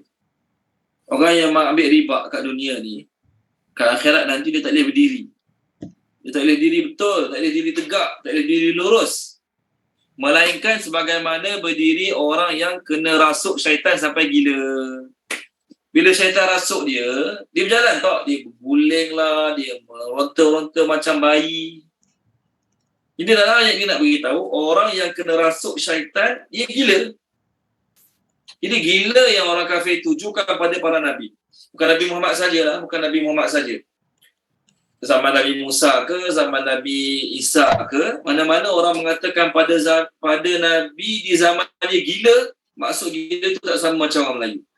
Kita sebut gila tu tak sioman, orang tu tak sioman. Cakap seorang-seorang, cakap dengan pintu. Kita tanya dia tak jawab, dia tak faham soalan kita tak tahu apa dia cakap. Tu gila dalam bahasa Melayu. Adapun gila dalam bahasa Arab ataupun gila dalam ayat Quran yang dimaksudkan oleh orang kafir pada Nabi Muhammad, gila. Maksudnya apa? Dia cakap bukan daripada dia. Dia boleh cakap pelik-pelik ayat Quran tu, dia boleh baca ayat pelik-pelik tu. Sebab dia kena rasuk dengan jin tu, kena rasuk dengan syaitan. Syaitan masuk, jin masuk, sebab tu jadi gila. Okey, kan orang kena rasuk, dia cakap tak apa-apa. Orang kena rasuk ni, dia cakap pelik-pelik, mesti dia kena rasuk. Tapi cakap dia tu ada isi tak? Ada isi, ada makna, boleh difahami. Tapi bukan dia yang cakap. Jin dalam badan dia yang cakap. Jin yang dalam badan dia. Puan Sharifah Husna apa dia? Nampak macam kat tangan? Ustaz, kenapa dekat sini dia kata gila, kat sini Al-Majnun, tapi kalau yang surah yang tadi tu, gila dia Al-Mas. Al-Mas, okay, baik. Ya. Yeah. Al-Mas tu, okay, terima kasih Puan Sharifah Husna. Al-Mas tu maksudnya sentuhan. Dia kena sentuhan syaitan. Itu maksud dia.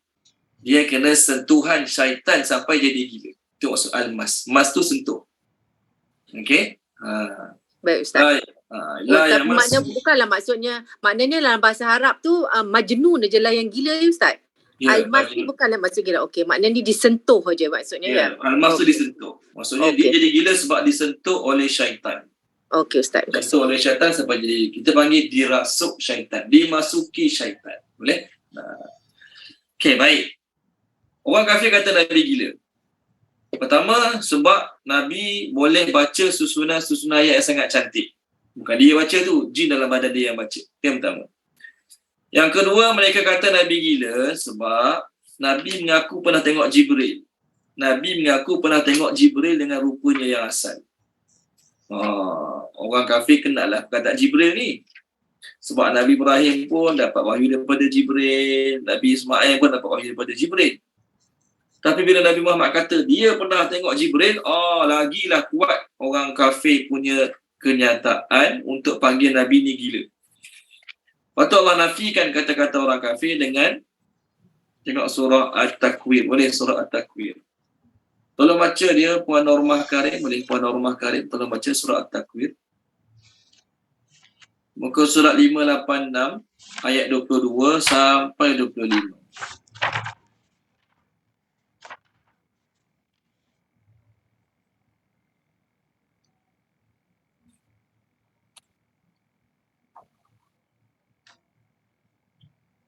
Ada Puan Normah Karim ada? Ada Ustaz, ada. Sorry. Okey. Muka surat 586 Ustaz. Ya, ayat 22 sampai 25. 22. Bismillahirrahmanirrahim. Dan sebenarnya sahabat kamu Nabi Muhammad itu, wahai golongan yang menentang Islam, bukanlah ia seorang gila seperti yang kamu tuduh. 23. Dan demi sesungguhnya dia telah melihat Jibril di kaki langit yang terang. 24. Dan bukanlah Nabi Muhammad seorang yang kedekut untuk menerangkan perkara-perkara yang gaib. Apa dia?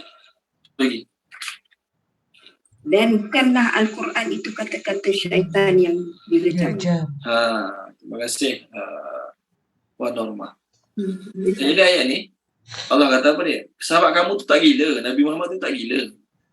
Ya, memang dia pernah tengok Jibril. Dia ufuk yang jelas nyata. Dan dia bukanlah orang yang kedekut nak cakap apa dia tengok. setengah orang, kalau kita nampak benda pelik-pelik, kita tak nak cerita ke orang, takut orang tak percaya. Betul kan? Kita malam tadi mimpi jumpa Nabi, contoh. Sungguh mimpi jumpa Nabi, tak payah cerita ke orang, takut orang tak percaya. Aku ni bukan orang baik sangat pun, tiba-tiba mimpi jumpa Nabi, cerita ke orang tak percaya tadi. Tak. Nabi apa yang dia nampak, dia akan cakap. Apa yang dia dengar, dia akan cakap. Nabi bukan orang kedekut nak cakap benda-benda yang lain. Dan bila kamu tuduh Nabi Muhammad tu gila, seolah-olah kata-kata yang keluar pada mulut dia tu kata-kata jin, syaitan dalam badan dia. Maka Allah kata Quran tu bukan kata-kata jin, bukan kata-kata syaitan. Baik. Bukan sekadar Nabi Muhammad. Bila mana Jibril pada Fir'aun, dia ngaku dia Nabi. Fir'aun dia ngaku dia Nabi. Fir'aun dia ngaku dia Tuhan. Bila Fir'aun ngaku dia Tuhan, ada orang lain cakap kat dia, ada Tuhan selain dia, maka dia cakap orang tu gila. Dia cakap orang tu gila. Contoh, tengok muka surat 368 ayat 27. Tolong baca Tuan Haji Izali boleh? Tuan Haji Izali, page 368 ayat 27. Fir'aun pun guna kata-kata sindiran pada Nabi Musa AS. 27 Ustaz. Ya betul. Baca daripada sinilah, baca daripada 23 sampai 27. Boleh? 23 Boleh. sampai. Bismillahirrahmanirrahim. Fir'aun bertanya, siapakah Tuhan seluruh alam itu? Dia dan Musa menjawab, Tuhan yang mencipta langit dan bumi serta apa yang ada di antara kedua-duanya. Itulah Tuhanmu jika kamu mempercayainya. Dia Fir'aun berkata kepada orang-orang di sekelilingnya, adakah kamu tidak mendengar apa yang dikatakannya? Dia Musa berkata, dia Tuhanmu dan juga Tuhan nenek moyangmu terdahulu. Ada lagi tak? Oh dia. Dia Fir'aun berkata, sesungguhnya Rasulmu yang diutuskan kepada kamu benar-benar orang gila. Terima kasih Tuan Rizal. Jadi ayat ni sama macam ayat tadi dari dua sudut. Pertama, Fir'aun katakan Nabi Musa gila, orang musyrikin katakan Nabi Muhammad gila. Yang kedua, orang musyrikin menggunakan ayat sindiran. Wahai orang yang diturunkan kepadanya wahyu, kamu gila. Jadi perkataan mereka pada Nabi Muhammad, wahai orang yang diturunkan kepadanya wahyu, itu sindiran. Samalah juga Fir'aun yang gunakan sindiran dengan berkata, sesungguhnya Rasul kamu ni yang diutus pada kamu ni gila. Jadi adakah bermakna Fir'aun setuju yang Nabi Musa tu Rasul? Dia tak setuju Nabi Musa tu Rasul. Itu perkataan ni, perkataan sindir. Perkataan sindir. Sindiran. Banyak dalam Quran Allah cerita orang-orang dulu, orang-orang kafir menggunakan sarkastik ataupun sarkazm pada Nabi yang mereka reject. Contohlah, satu lagi, Nabi Isa AS. Orang Yahudi setuju tak Nabi Isa tu Nabi? Orang Yahudi tak setuju Nabi Isa tu Nabi. Mereka kata Nabi Isa tu anak zina, tak layak jadi Nabi. Mak dia berzina dengan siapa tak tahu, tiba-tiba dapat dia ngaku Nabi. Oh, tak layak jadi Nabi. Ini Yahudi kata. Tapi dalam ayat ni, mereka panggil Nabi Isa Rasulullah. Mereka panggil Nabi Isa Rasulullah kat sini, sindiran. Bukan mereka setuju. Tolong baca Puan Sharifah Husna boleh? Baik Ustaz. Muka surat 103 ayat yang ke-157.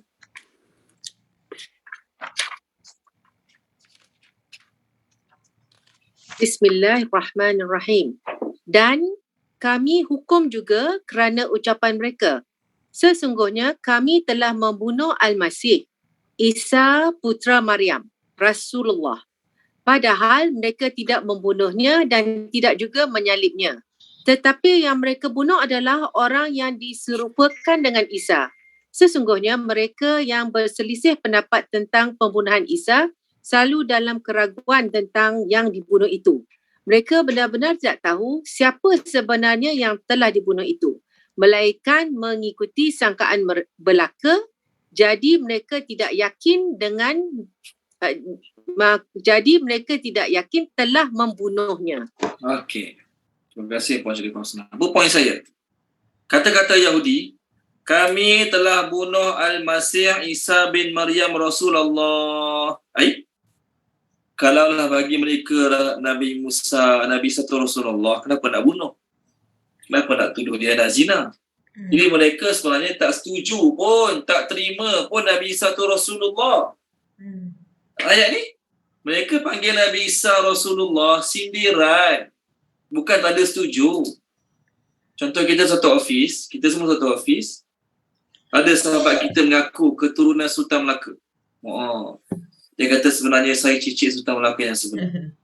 Saya sebenarnya adalah cicit Sultan Melaka yang sebenar. Sepatutnya saya sekarang dilantik jadi Raja Melaka, Sultan Melaka. Dia cakap serius tu, cakap serius. Sebenarnya saya, arwah tok pada ayah saya, ada surat pelantikan untuk jadi Sultan zaman dulu. Dia cakap serius lah. Ni kita dengar lawak lah, tak percaya langsung. Kita tak percaya pun apa dia kata tu. Sultan Melaka apa macam ni. Tapi lepas pada tu kita panggil dia apa? Tengku. Tuanku. Tuanku tak sarapan belum tuanku? Tuanku jom pergi makan tuanku. Kita panggil dia tuanku ajak pergi makan. Adakah bermakna kita setuju dia cucik Sultan Melaka? Tak. Kita panggil dia tuanku ke tengku ke, kita panggil dia sindiran. Bukan bermakna kita setuju. Samalah juga mereka panggil wahai orang yang diturunkan Quran kepadanya sindiran.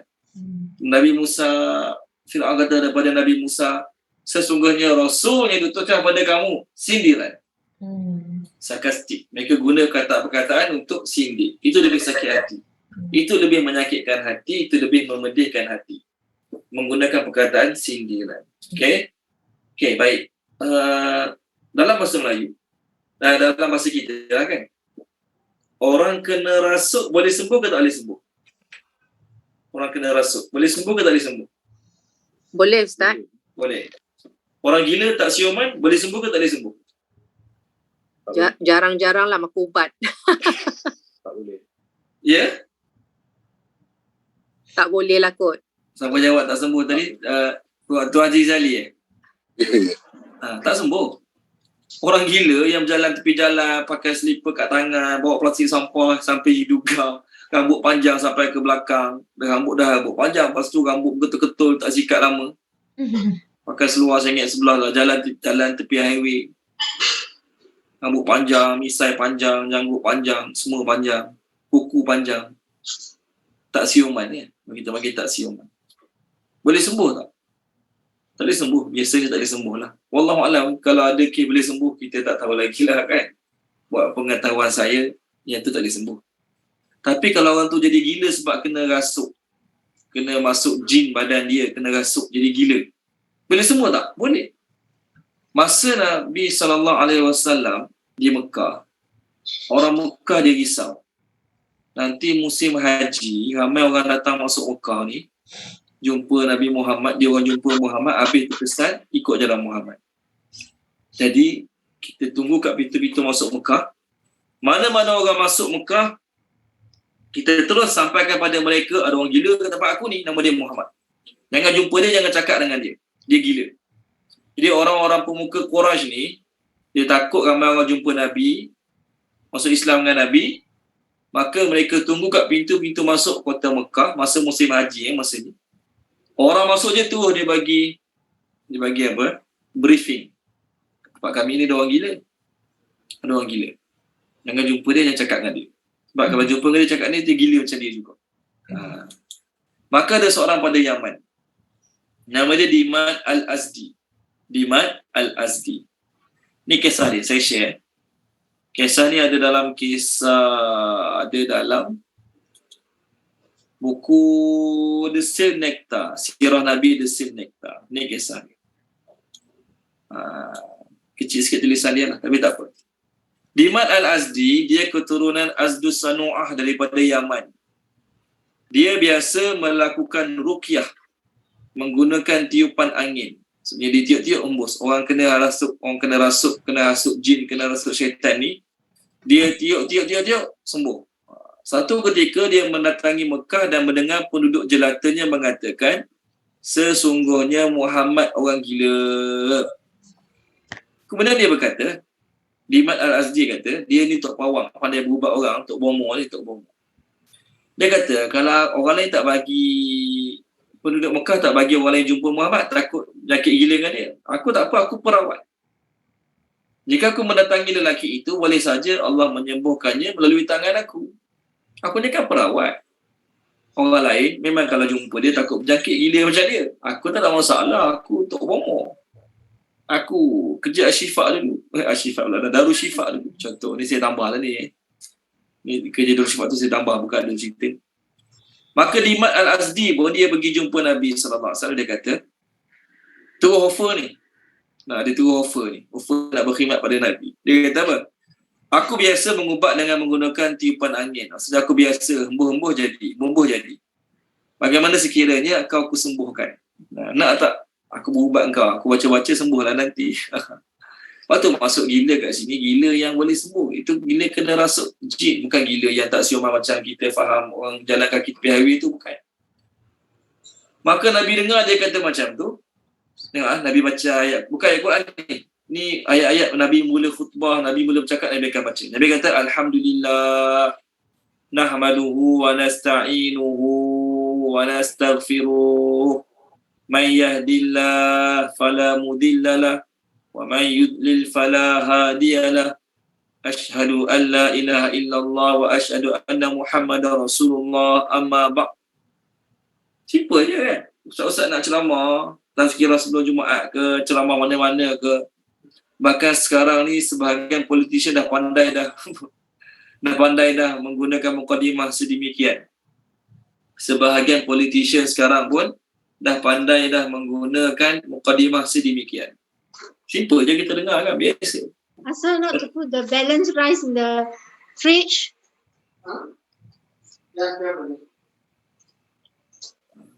Okay, minta mute-kan boleh? Sahabat-sahabat perlu mute-kan boleh? Okay, kita dengar benda tu biasa je. Tapi Dimat Al-Azdi ni, di samping Tok Bawang, dia juga pakar bahasa. Mungkin masa tu dia kerja kat Dewan Pustaka ke. Dia kata apa?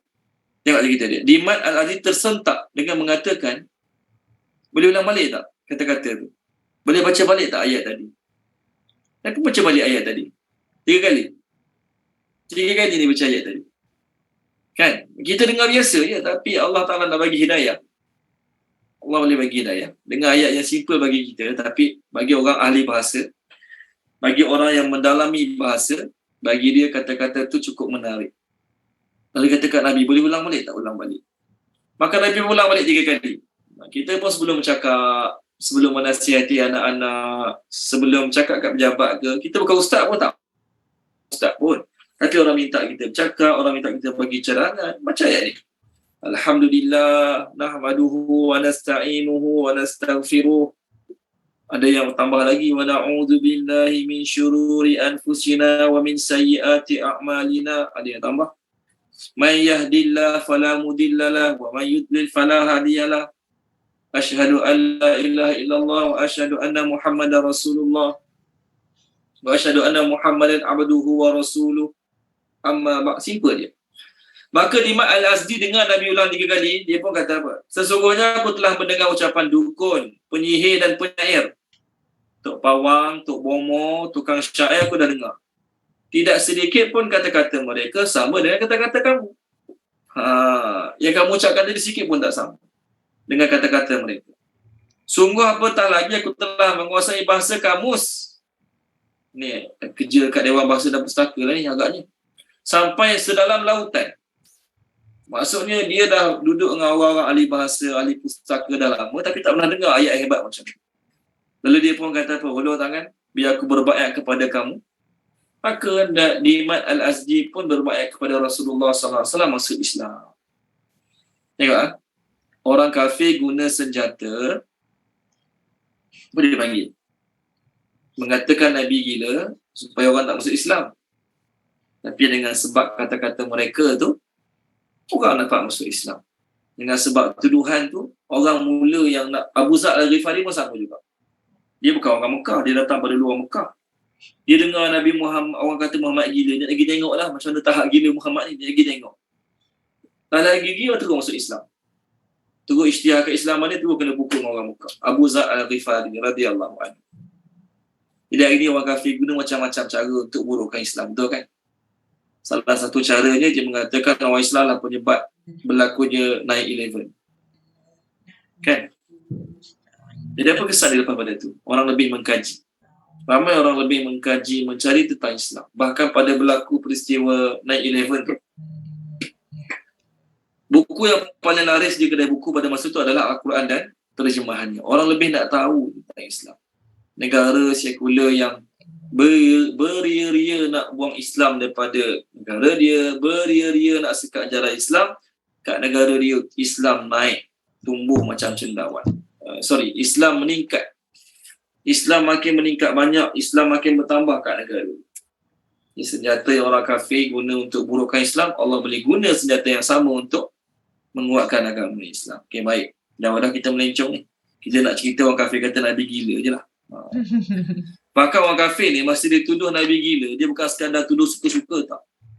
Dia tuduh Nabi gila dengan penuh perasaan. Dia ni gila. Bahkan masa dalam kitab Desi Nektar ni jugalah, dalam buku Sirah Nabi Desi Nektar ni, masa apa ya? Masa orang kafir offer Nabi berbagai-bagai offer.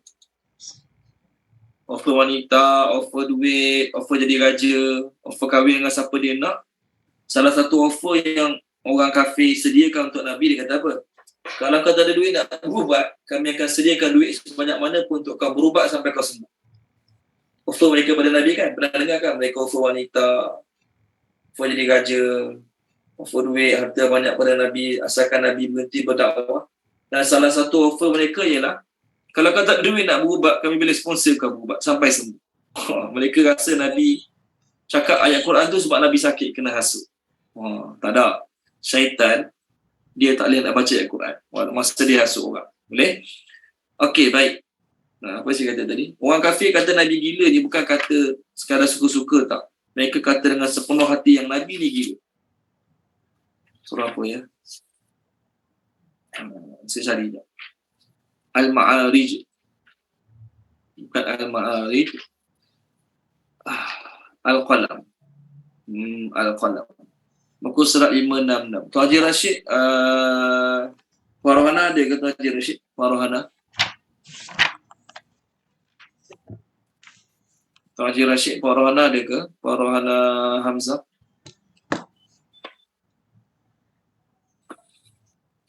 Ya Maridah, Ustaz. Ya Maridah, Masya Allah. Syafahallah syifa'an ajilan. Okey, terjemahkan dia Wan Siti Nolis. Boleh Wan Siti Nolis. Muka surat 566 ayat 51 dan 51 dah. Muka surat 566 ayat 51. Bismillahirrahmanirrahim. Dan sesungguhnya orang-orang kafir itu hampir-hampir menggelincirkan kamu dengan pandangan mata mereka ketika mereka mendengar Al-Quran dan mereka berkata, dia Muhammad itu benar-benar orang yang gila. Apa maksud menggelincirkan kamu dengan pandangan mereka? Maksudnya apa? Tengok macam nak makan. Kita marah kat orang tu, kita tengok dia macam nak makan, tengok macam tu. Orang kafir tengok Nabi cakap Nabi gila, bukan cakap suka-suka. Dia gila-gila tak. Serius ni? Gila dia ni.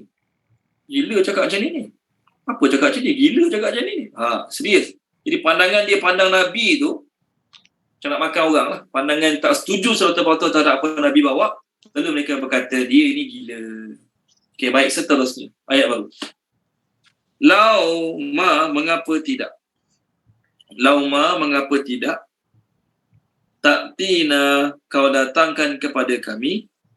Ta'tina, kau datangkan kepada kami. Dia cakap kat Nabi lah ni Bi dengan Al-Malaikah, para malaikat. Al-Malaikah, para malaikat.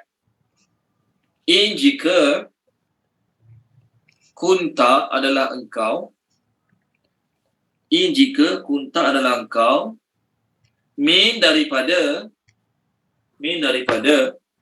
as-sadiqin, orang-orang yang benar. As-sadiqin, orang-orang yang benar. Okey, terjemahkan dia Puan Salasia, terjemahkan oleh Puan Salasia. Auzubillah minasyaitonirrajim. Mengapa tidak kau datangkan kami dengan malaikat. Kami dengan para malaikat. Kepada kami. Kenapa tidak kau datangkan kepada kami? Kepada kami para malaikat dengan para malaikat jika adalah engkau daripada orang-orang yang benar. Okey. Terima kasih Puan Salasia. Jadi orang kafir kat sini dia guna alasan untuk reject Nabi. Pertama dia kata Nabi gila lah. Yang kedua, kalau betul kau Nabi, kenapa kau tak datangkan malaikat-malaikat? Seorang ke, dua orang ke, tiga orang ke? Malaikat tu datang, tolong cakap kat kami, sepatah je. Ya, dia Nabi, cukup. Malaikat datang kata, ni real Nabi. Ni benar Rasulullah. Ini benar utusan Allah. Tolong, suruh malaikat datang, 5 orang ke, 3 orang ke? Tak perlu lama-lama, malaikat tu datang, menjelma sekejap cakap, dia ni Nabi. Allah betul-betul pilih dia jadi Nabi. Ini alasan orang kafir untuk reject Nabi Muhammad sallallahu alaihi wasallam. Kenapa tak bawa malaikat sekali? Suruh malaikat tu mengaku yang kau tu Nabi. Jadi kami percayalah sikit ni kau datang, kau yang claim kau Nabi. Kami susah nak terima. Okey, kami susah nak terima. Maka apa Allah jawab? Sambung ayat 8 last. Ayat 8 last. Sambung Ma tidaklah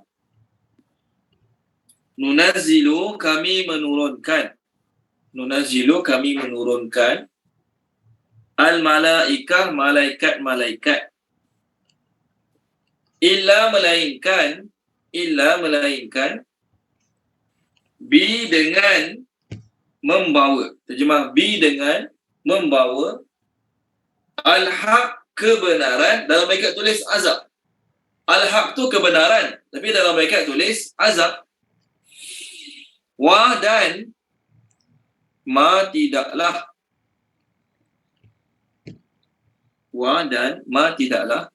kanu mereka itu izan jika begitu ataupun dalam suasana itu boleh juga munzarin diberi tangguh. Munzarin diberi penangguhan. Boleh? Okey, Puan Izawani terjemahkan boleh Puan Izawani? Ayat kita sekarang, ayat 8. Bismillahirrahmanirrahim. Tidaklah kami menurunkan malaikat-malaikat melainkan dengan membawa kebenaran iaitu azab, dan tidaklah mereka itu jika begitu diberi tangguh. Okey. Terima kasih Puan Izawani. Orang musyrikin ni mereka selalu sangat suruh cabar Nabi, turunkan malaikat cakap dengan mereka secara berhadapan. Suruh malaikat turun, bercakap dengan mereka secara berhadapan, lalu malaikat tu mengaku kat mereka yang Nabi ni Nabi. Mereka semua cakap macam tu lah. Tengok muka surat 291, Puan Nur Zakiyah boleh 291. Ayat 90, 91, 92. Ini musyrikin.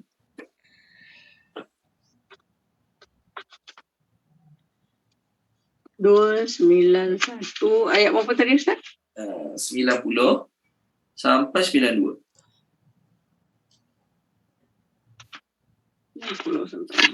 A'udzubillahi minasyaitonirrajim.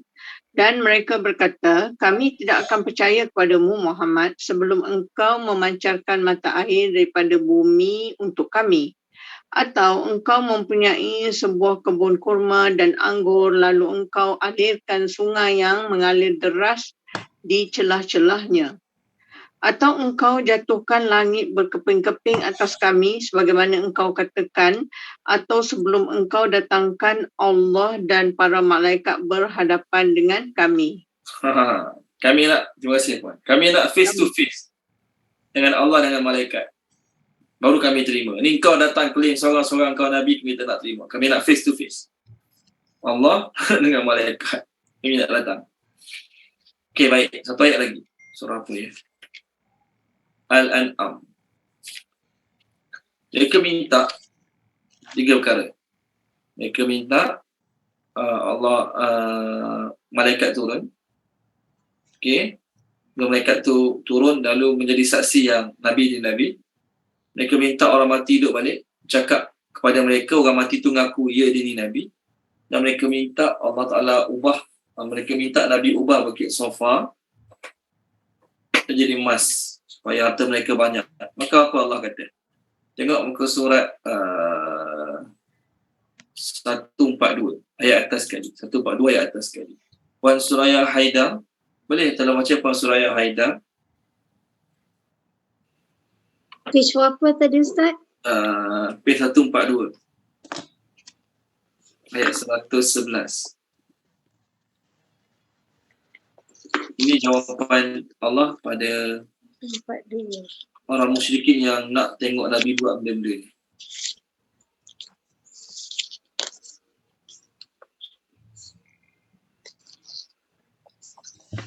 Bismillahirrahmanirrahim.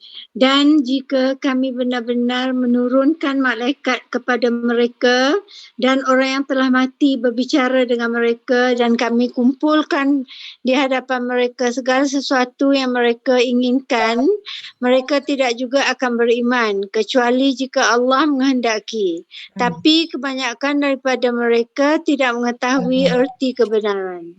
Terima kasih Puan Suraya Haidar. Allah kata, aku boleh je nak buat malaikat turun, cakap dengan mereka. Orang mati, cakap dengan mereka. Kumpulkan segala harta mereka nak. Boleh. Tapi orang kafir ni buatlah apa pun tetap tak nak beriman. Okay, Allah jawab. Ayat tadi, Allah nak beritahu orang kafir memang nak sangat malaikat cakap depan-depan. Maka Allah kata, kami bukan hantar malaikat, kami hantar malaikat. Jangan risau. Tapi kami hantar malaikat bukan bagi ancaman. Kami hantar malaikat bukan bagi nasihat macam Muhammad ni datang pada kamu. Tak. Malaikat kami hantar nanti, hantar bawa azab. Malaikat tu datang bawa azab. Bukan datang mengaku dia ni Nabi. Tak. Malaikat tu datang bawa azab. Kamu nak malaikat? Ya, kami akan hantar malaikat. Tapi ingatlah, masa malaikat tu datang, kamu tak ada pilihan dah. Masa tu satu je kamu dapat masa malaikat datang. Apa dia? Azab. Contoh. Kaum Nabi Lut, kan, dia minatkan lelaki. Allah hantar malaikat jadi lelaki yang cantik manis. Malaikat tu datang bawa apa? Bawa azab lah. Malaikat tu datang bawa azab. Bukan datang saja-saja bagi warning. Tak, datang bagi azab terus. Ayat ni Allah nak jawab, mereka nak malaikat. Allah kata, jangan risau. Sabar. Aku bagi malaikat. Tapi ingatlah, masa malaikat tu datang, kamu tidak diberi penangguhan lagi. Allah Ta'ala akan azab kamu dengan malaikat tersebut. Melalui malaikat tersebut. Ayat ni sama macam ayat dalam surah Al-An'am. Muka surat 128. Ada tak 128? Belum baca dia Puan Tamsiah. Boleh Puan Tamsiah? Ada Puan Tamsiah Syuaib? Ada Ustaz. 128 ayat 128 ayat nombor berapa Ustaz? 8 dan 9. 8, sebelah dia 9. Bismillahirrahmanirrahim. Dan mereka berkata, mengapa tidak diturunkan malaikat kepadanya Muhammad? Jika kami turunkan malaikat kepadanya, tentu selesailah urusan itu. Tetapi mereka tidak diberi sedikit pun penangguhan. 9. Dan sekiranya Rasul itu kami jadikan daripada makan, pastilah kami jadikan dia wujud kaki dan pasti ragu-ragu. Ni mereka ragu. Okey, terima kasih Puan Tamsiah. Orang kafir kata, kenapa tak hantar malaikat? Jadi Nabi ataupun hantar malaikat seorang duduk sebelah dia. Tolong mengaku, malaikat tu tolong confirmkan yang dia tu Nabi. Allah kata, kalau kami hantar malaikat jadi Nabi ataupun kami hantar malaikat duduk sebelah dia untuk confirmkan kepada manusia yang dia tu Nabi, maka kamu ni takkan wujud. Orang macam kamu takkan wujud. Apa maksud dia? Nabi Muhammad datang malaikat Jibril di sebelah. Nabi Muhammad kata, aku ni Nabi, utusan Allah, Allah hantar aku jadi Nabi. Jibril ada sebelah, Jibril kata, ya betul dia Nabi. Agak-agak masa tu ada tak orang berani nak melawan, mereject, menolak? Kalau ada, selesai dah masa tu urusan, malaikat boom terus sekali. Siapa lagi tak nak percaya? Siapa lagi tak nak terima dia Nabi angkat tangan? Mari sini. Dia Allah kata, kalau aku hantar malaikat, selesai dah urusan. Tak ada orang akan reject Nabi. Sedangkan aku hantar Nabi untuk uji. Ada orang nak terima dia, ada orang nak reject dia. Orang terima dia berjaya, orang reject dia gagal. Jadi kalau aku hantar malaikat, tak ada kes orang reject. Nabi. Kalau macam tu tak tercapai lah maksud Allah nak uji manusia. Dia Allah jawab, mu nak malaikat, aku hantar malaikat. Tapi malaikat aku hantar nanti, sorry ya. Memang tak ada ruang bagi kamu untuk kembali bertaubat menyesal tak ada. Syukurlah aku hantar Nabi Muhammad. Nabi Muhammad dia hanya boleh bagi ancaman, dia hanya boleh bagi berita gembira. Dia hanya boleh menakut-nakutkan. Dia tak ada kuasa sikit pun untuk mengazab kamu. Dia tak ada kelebihan sikit pun untuk buat bumi balik ke, untuk bagi puting beliung ke, tak ada.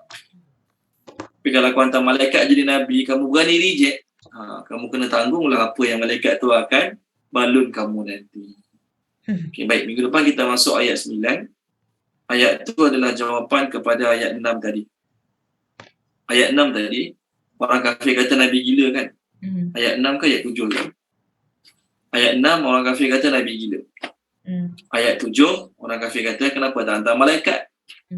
Ayat 8 Allah jawab, kalau aku hantar malaikat selesailah urusan. Ayat 9 Allah nak jawab ketika bagi kata-kata mereka yang mengatakan Nabi gila, mestinya aku nak jawab. Ayat 9 tu Allah nak jawab pada orang musyrikin yang mengatakan Nabi gila, pergi jawapan dia. Kamu kata dia gila kenapa? Sedangkan Quran aku turun pada dia tu Quran yang betul, yang tidak akan ditokok tambah ubah-suai sampai bila-bila. Okey, kita berhenti sini dulu. Yang baik pada Allah SWT, yang tak baik daripada kekurangan kelemahan saya. Minta maaf pada tuan-tuan dan puan-puan, minta ampun pada Allah SWT. Kita jumpa lagi minggu depan insya-Allah.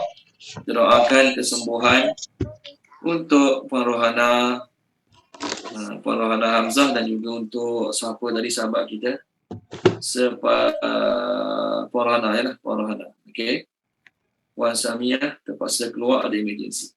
Bismillahirrahmanirrahim. Alhamdulillah rabbil alamin wassalatu wassalamu ala sayyidina Muhammad wa ala alihi wa sahbihi ajma'in. Ya awwalal awwalin, ya akhiral akhirin, ya zal quwwatil matin, ya rahimal masakin, ya arhamar rahimin. Allahumma ighfir lana dhunubana wa liwalidina warhamhum kama rabbawna shighara. Allahumma rabban nas adhibil ba'sa washfi anta syafi. La shifaa illa shifaa'uk shifaa'an la yughadiru saqama. Allahumma shfiha anta syafi, la shifaa illa shifaa'uk shifaa'an la yughadiru saqama. Allahumma rzuqna as-sihhata was-salamah wal 'afwa wal 'afiyah fi dunya wal akhirah.